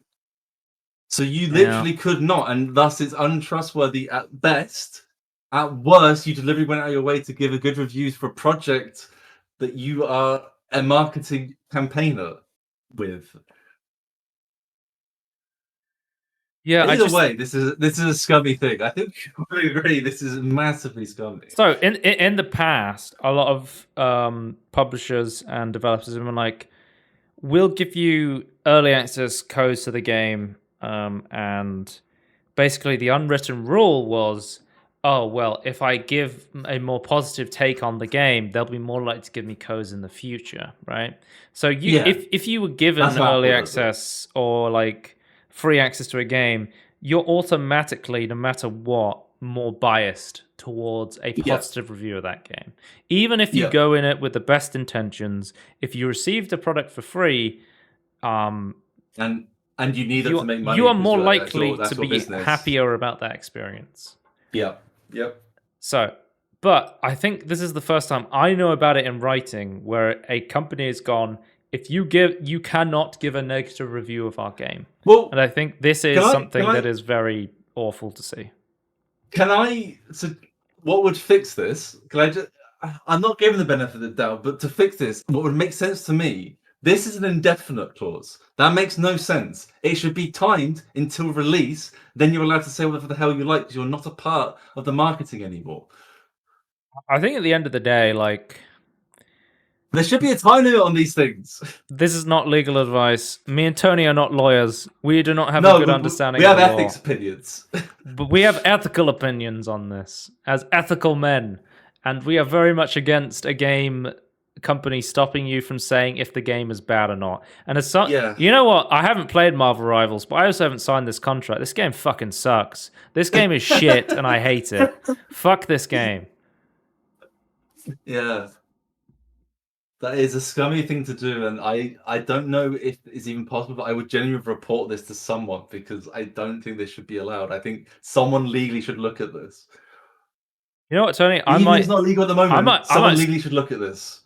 I might still play this game, and then I can give an even better review on why it fucking sucks. Yeah. You know? Anyway, let's move on. Another great news from Warner Brothers. Warner Brothers is blaming Suicide Squad Kill the Justice League for a quarterly miss while doubling down on live service games. So basically, they've said, you know how we forced you to make a live service game, even though that you always make those really good single-player games? It's your fault that it's not our business strategy. What? People love the live service games. You just did a bad job at making this live service game. And the point of executives is that they took the blame for the fall. That's why they get paid so much money. Yeah, but no. I thought that was the whole point of capitalistic society. Apparently not. Yeah. But they were like, 2023, we released Hogwarts Legacy. It did really well. That was a single player game that wasn't a live. It's 2024. We released a live service game. Everyone's gonna. Oh wait, nobody wants to play live service. They made a bad game. Buy them. Yeah, they didn't do a good job. It can't be us. No, it reminds me of that Principal Skinner. Wait a minute. Oh yeah. Am I in the wrong? No, it's the children that are wrong. I swear that if The Simpsons ever becomes culturally irrelevant, I will be so upset. And it will be the children that are wrong. Well, the problem is it keeps making accurate predictions from its grave. So yeah. The Simpsons isn't in the grave. They still make seasons of The Simpsons. It's still a current show. It's not. They're undead. Speaking of more great news, Tony, EA is looking at putting ads into AAA games. We'll be very thoughtful as we move into that, says the CEO, Andrew Wilson. I just find that comment so funny. Look, we're going to put ads in our games that we're forcing you to pay, $50 £60 for. Yeah. But we're going to be it's going to be tasteful. Tasteful, lads. Taste. It's not going to be Sex in the City ads. It's going to be. I just imagine Andrew Wilson. Look, kid, we're gonna put some tasteful ads into this game. Like when you can buy a bag of Doritos, and we'll have a billboard. They'll have like this cool Amazon show on it. Rings of Power Season 2 will be on a billboard in the game. It's gonna be really cool. Like, fucking EA, dude. Like, I'm just like, I'm convinced at this point, like, every video game company and publisher is just trying to be the most unlikable they possibly can right now. Like, shuttering every single studio, firing everyone, making awful, doubling down on live service and Web3 NFT shit. And then being like, no, it's the players and the developers that are wrong. I'm not even making good content because of they're forcing, because of their decisions, that they're forcing good developers to not make good games anymore. So why are we even bothering with these companies? Speaking of alternative truths, Tony, Take-Two CEO says, nah, Intercept and Roll7, we didn't shutter those studios. Yeah, we didn't. The KSP people. So, if you don't know, Roll7 made Ollie Ollie, Roller Dome, and one of the podcast's favorite games, Not a Hero, from Peter Curiosity Cube's winner fame, who was added to the game as after not getting anything from winning Curiosity Cube from Peter. Intercept Games, the developers behind Kerbal Space Program 2, they basically, they fired a bunch of people. They said they had a cost reduction plan, quote unquote cost reduction plan, that involved cancelling projects, laying off 5% of its workforce, and other spending cuts. Based on reports on an internal documentation that seemed to confirm Take-Two was closing Roll7 and Kerbal Space Program 2 developer Intercept Games, the CEO Strauss Zelnick has said today, look, kids, we haven't shuttered those studios. They're just not going to exist anymore. But they're definitely still there. Trust me. So apparently they did this before with 2K Marin. So the developers of Bioshock 2 and that third-party XCOM game, I think it was the Bureau. They denied closing those studios for years in 2013. But they literally fired everyone who worked there, shut down the physical office space, and then they never officially even said the studio was dead, and they even tried to say it was still open the next year in 2014. So when Strauss Zelnick says, look, kids, the studios are definitely still open, I don't believe them for a second. I think these studios are closed, and that's a real fucking shame, because Kerbal Space Program is a really cool game. I mean, Kerbal Space Program 2 has had a lot of issues, but Ollie Ollie World and Roller Dome are really fucking awesome games, and I don't think they deserve to be just quietly taken to the farm, as it were. Yeah. The other information we have is shit started happening in KSP2 stuff, and then people were expecting a response officially. If no one's there to give a response, they can't give a response, can they? Yep. It's been weeks now. It's been weeks, and there's been no response. The biggest response we've had is from the original KSP creator, who's been doing his own game, his own model playing game. And it's I don't know what the hell's going on. Well, you said there was someone who said they could talk about it in a couple of months. Yeah, so Matt, this is in an interview with the original KSP guy. He was he was giving his account of what sort of happened. Is he had obviously had contacts inside, because he's talked to the community manager, and I think he has talked to some of the other devs. And so the only response he's ever gotten is I can talk to you in 3 months, which I assume is when their contract ends. You can say, yep, those companies are shut. So, Tony, I decided was a toss-up between who was the worst console maker right now, and I chose to go with Sony first. Helldivers 2 was being made to require PSN integration for crossplay and cross-progression. They didn't have it at launch, so there wasn't any issue purchasing and playing the game initially. They just went, what, we'll add this later. which is fine. People played the game, they bought it, they've been playing it for fucking months without PSN integration. They're like, oh, we'll just add it later.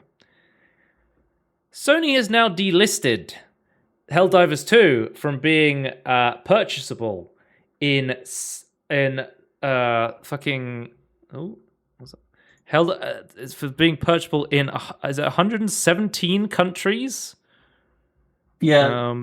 There's a lot of like small territories as well, right? Are listed on here. Yeah. It is also seen that at least some people in those countries who have already purchased the game can no longer play it. This is because PSN is not supported in those countries. So people have bought the game, played it, been allowed to purchase it and play it for months, and then been told no one else in this country can purchase it, and also you can't play the game anymore. Yeah. Because we're adding a feature that requires PSN integration, which wasn't there at launch. And they haven't fully fixed it, because there is some steps taken technically that Sony has gone back on. But Arrowhead CEO addresses Helldivers 2 PSN account linking. We are talking solutions with PlayStation, especially for non-PSN countries whose voice has been heard, and I'm doing everything I can speak to for the community, but I don't have the final say. So I think Helldivers 2 received massive review bombs at this point for the forced PSN integration. I think they're called review orbital strikes, I believe, in the Helldivers community. That's a good one. So we have a post here. Sony Helldivers fans, we heard your feedback on the Helldivers 2 account linking system. The May 6 update, which would have required Steam and PlayStation Network account linking for new players and for current players beginning May 30th, will not be moving forward. We will be learning what is best for PC players, and your feedback has been invaluable. Thanks for your continued support for Helldivers 2, and we will keep you updated on future plans. Yeah.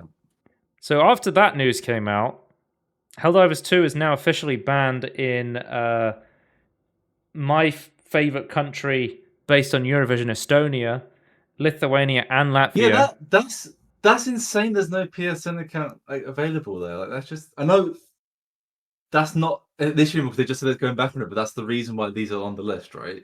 Like, because they didn't have access to PSN stuff, they couldn't be sold in this country.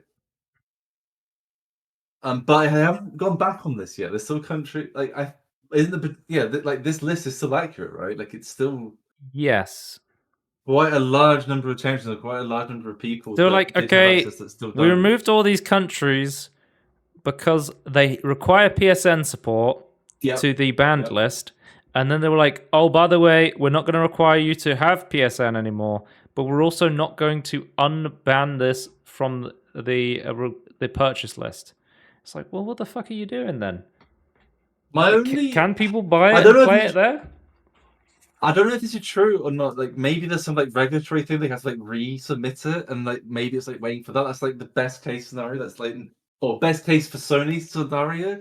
But I don't know if that's true. Like, I'm wondering if it's just Sony being absolute idiots. Yeah. But yeah, the war's not won. That's the thing. The war is not won. Yeah, and then so after Helldivers 2, Tony, and banning in the Ghost of Tsushima was the next game, and they said Ghost of Tsushima has an optional multiplayer mode, and will have an optional PSN integration for that multiplayer mode. So Sony goes, well, we saw Ant with Helldivers 2.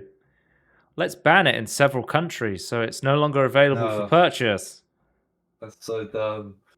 So this package is banned in, I think, 170 countries. But Tony, Ghost of Tsushima has been available for pre-purchase for a while. So some of these people in these countries have already pre-purchased this game. Well, even if they didn't pre-purchase it, surely they could play the single player. So Steam is now refunding Ghost of Tsushima to these people because the publisher is now requiring a secondary account to play portions of this game that is not available in that country. So I know this is clearly a last-minute thing from Sony's point, so I know this wasn't possible, but surely the way to do this correctly is you have a free multiplayer DLC that's only available in the country for the PSN because it requires a PSN, which activates a module in the main game. So if you don't have that, you can still buy it in all the countries that don't have a PSN account access, and then everyone could buy the single player. Like, surely that's the solution. Yeah, I need to look at this list of countries. Do they accidentally add Japan? Why did they need to remove Japan from the purchase restricted countries? If Ghost of Tsushima was banned in Japan, that is one of the funniest blunders of it. If they accidentally banned the game about Japan in Japan. That'd be base, I think. Yeah. The funny thing is, like, everyone assumed that Ghost of Tsushima was made by Japanese people. It's not. Yeah. It's one of the most Japanese games, and it's not made by Japanese people. But yeah, so Steam is refunding those. It's just going to show historians can be from anywhere. And I'm lucky enough to be in a country that can purchase this single-player game that doesn't require PSN integration. But there's lots of people out there that are not, and that fucking sucks. How is Estonia so fucked though? Because PSN is not available there, they can't play the game. I remember I was playing. Yeah, I was playing Apex Legends once, and I made some friends, and I saw them on Discord, and I never met them before, and I was talking to them about like where they're from and stuff, and they were like, "Oh, I have to play with a VPN." I'm like, "Why do you have to play Apex Legends with a VPN?" He's like, "Oh, EA doesn't allow Origin in my country. Like, I literally cannot play this game without a VPN." Yeah. Because this game is not allowed in my country because of regional restrictions for no reason, other than it just doesn't exist there. Can I just say Estonia is in the EU? Yeah, but not every country has PSN. No, I know every country. It's crazy to me that it's not just a centralized EU thing that companies can just go through. I just don't understand. I mean, this is not an EU citizen, of course. But... Not to be outdone, Microsoft has shuttered Redfall developer Arcane Austin and Hi-Fi Rush developer Tango Gameworks. So these are their most recent games. But so people are saying, well, you know, they're the guys, Arcane Austin, they're the guys that made Redfall. That was a pretty awful game. Okay, one. They didn't want to make Arcane Austin didn't want to make Redfall. They were forced to make a live service game. Number two, had to be live service. Arcane Austin worked on the Dishonored series and also made Prey 2017, the best immersive sim game, one of the best immersive sim games ever made. Fucking phenomenal game. And they have just been shuttered. Okay, along with Tango Gameworks, who made arguably one of the best games of last year. Yeah, agreed. Had also made amazing games in Ghostwire Tokyo, fucking The Evil Within, The Evil Within 2. Like, I literally have played 3 Tango Gameworks games in the span of the last year and can say they're amazing, phenomenal games. And they've been shuttered because they were in between game developments. That's good reason. So this wasn't. They weren't like, you know, you cost too much money, or you know, your games weren't doing too much. They were like, well, we've got these studios that are in the process of making a game, and you guys just made a game, so you're not currently making a game. So we should just close you because you're unlucky enough to be in that state where you're not currently making a game. It's so dumb.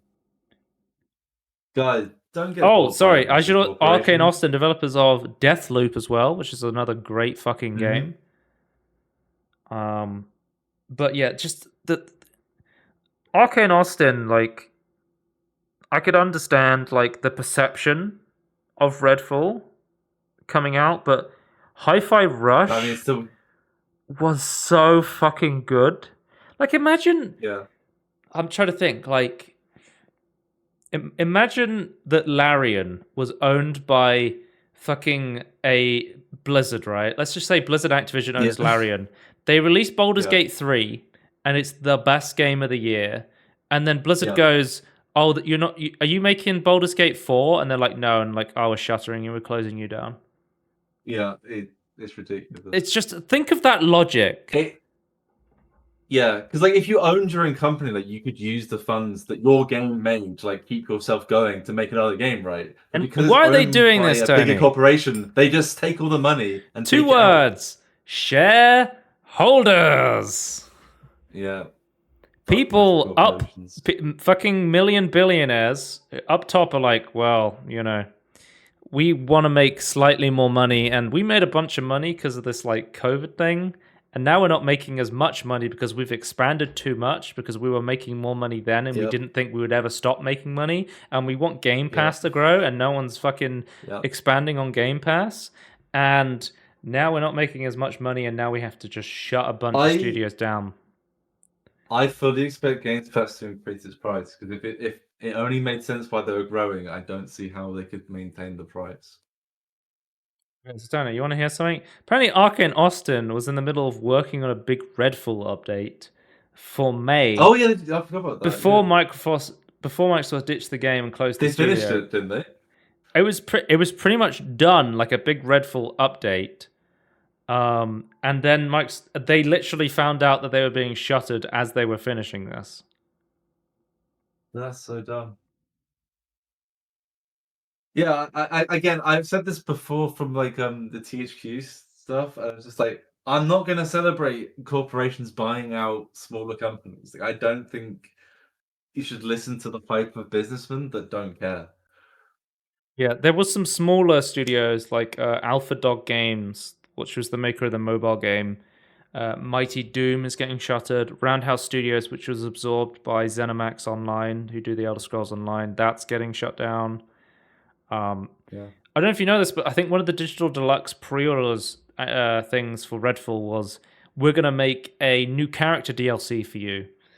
And that never came out because they're shuttering the game. Apparently, they want to make good on this, and I think that Redfall's being allowed to do their final patch to make it so that the game will work in like an offline mode.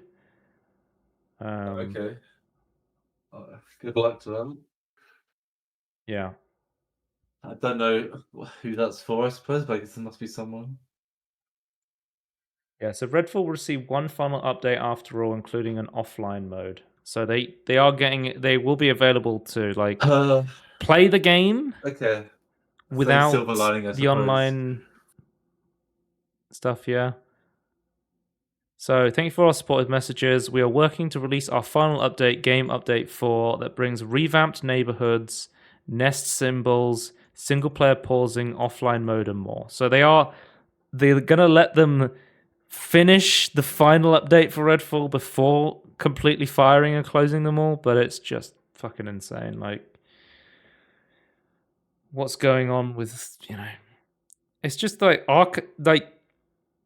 I remember saying to you, Tony, it's like years ago my favorite studios were like Blizzard and Valve, and it's like my favorite studios right now are like indie devs like Daniel Mullins and like I love Joseph Fares and stuff like that. And then the big studios I'm interested in, like I love Arcane Games. Arcane Games is making all the really cool, interesting games right now that I love, and it's just like, let's take half of them and just completely destroy them. And thank God Arcane Leon was working on a Blade game, because they would have probably been fucking shut down for no reason otherwise. Yeah, it sucks massively. So this is Tony. This isn't where the stupidity ends.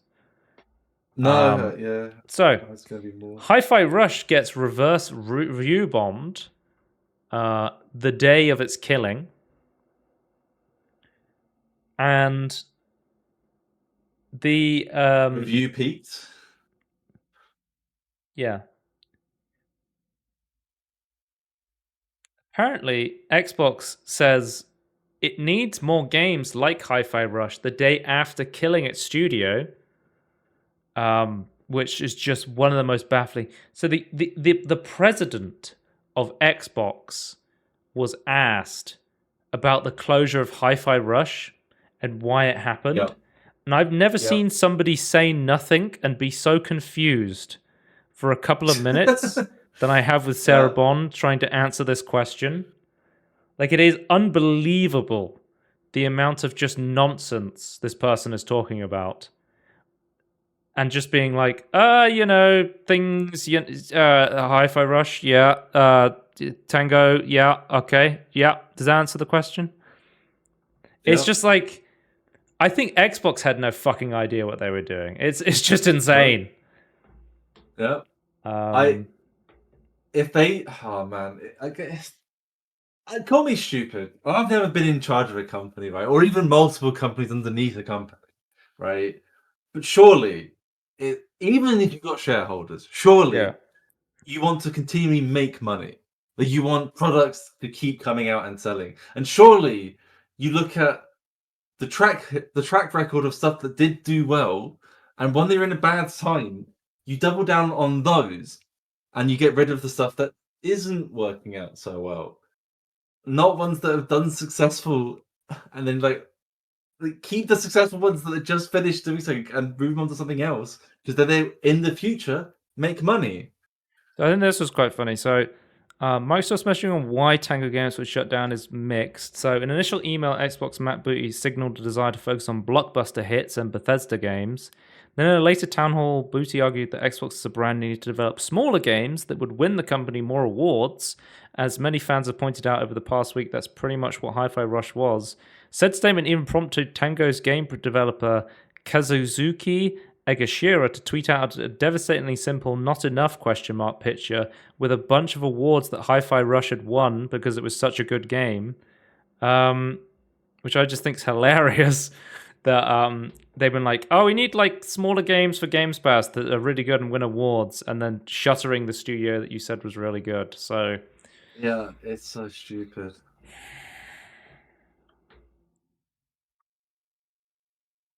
I just really hope these people find good places to work, because there's so many talented people working there. Like, I think it would be nice if they were financially sound enough they could like come together by themselves, if that's possible. I think I've expressed my love of Hi-Fi Rush, The Evil Within. I was going to say Ghost of Tsushima. Ghostwire Tokyo, Prey, Deathloop, Dishonored, fucking amazing games. I know the old co-founder of Arcane, Ralph, what's his name? Ralphio, what's he? Is it Wolf Eye Games? Their name of their Wolf Eye Studios.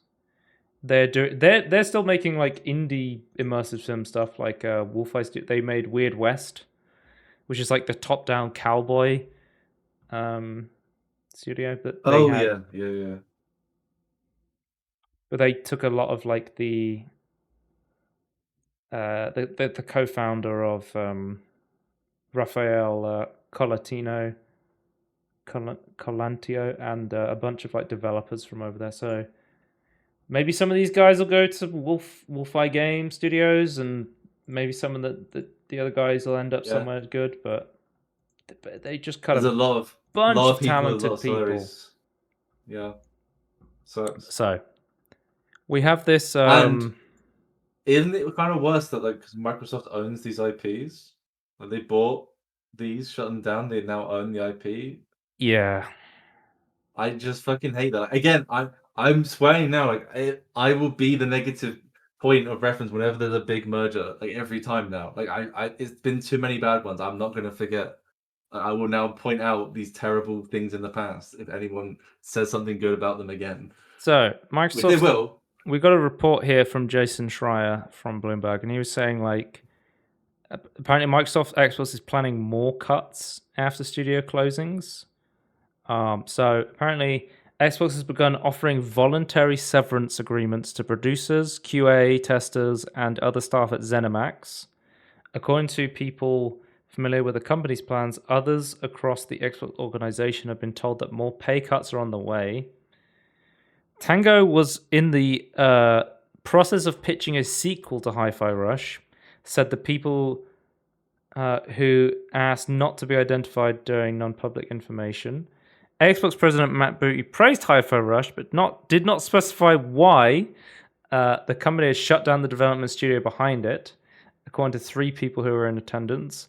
Booty added that the shutdown of subsidiary Arcane Austin was not connected to the performance of its new multiplayer game Redfall, a critical and commercial flop. Before its closure, Arcane Austin had been looking to return to its roots by pitching, this pisses me off, a new single-player immersive sim game, such as a new entry into the Dishonored series.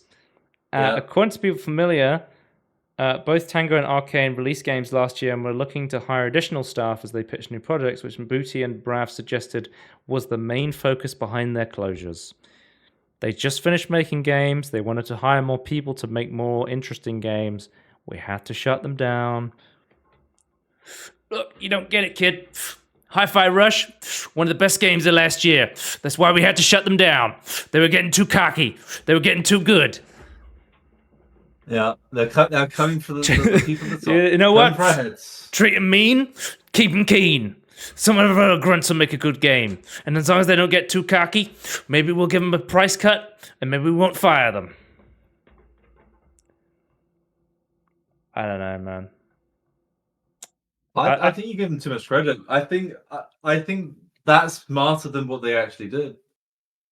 They were probably just fucking confused and had no idea what they were doing. They probably didn't assign fine. I still wouldn't get rid of Arcane considering their track record, but the Hi-Fi Rush stuff is just did you not associate the money they made to that studio specifically, or did you just lump it into a massive Excel sheet and go, well, we get rid of these people? Oh, I can't remember what it was, but it was something along the line of somebody pointed out that the money that they paid Bobby Kotick was enough to hire the people at Arcane and Tango for 17 years or something like that. It's insane. But again, guys, think about Bobby Kotick. He won't be able to buy his second yacht if we don't give him that money. He won't be able to afford that. He won't be able to go on his trips to Epstein's Island anymore if we don't give him that money, you know? No. Think about... Okay, you're thinking about all these people that lost their jobs, okay? Think about Bobby. Who's thinking about the big guy? You know? Sometimes you got to look after him. And on that bombshell, I think we come to the end of the podcast. Tony, it's our usual length, 3.5 hour podcast. We're bringing it back. Yeah. I told you it was going to be a long one, and I do not disappoint. But that is the end of the podcast. We spent a lot of time on the Blunders. I think that was well deserved. Well, I think if there was a time to spend a long time with the Blunders, this week was it. Wait, what was that game that you killed billionaires? It's starting to make more sense to me. It was Mullet. Was it Mullet something? That's Mullet Mad Jack. Death would be a solution. Death would be a solution. But you know what? I'd be happy if they just took their money. That'd also work. Yeah. Okay. Check us out on YouTube, youtube.com at Everything In Between Podcast for all of our VODs, Tangerines, Spotlight. Guys, if you're interested in Pac-Man, make sure to keep an eye on the podcast YouTube channel. Twitch.tv/Scorn if you want to watch live. And at Scorn2000 if you want to follow me on Twitter for some reason. Shows.cast.com/everything-in-between-podcast. There will be links to the audio version. You can download it there. Also, if you want to stream it, there'll be links to Apple Podcast and Spotify. And we will see you next week. And hopefully, we will have a shorter podcast for you. And hopefully, we don't have any more surprise holidays or illnesses that will prevent us from doing that. We go to the surprise curries, though. That's definitely... the live podcast from Curry's, where we just play MSI Claws and fucking ROG Allies and Lenovo Legion Goes. We will see you next time. Bring our Steam Decks to compare. Bye. Bye.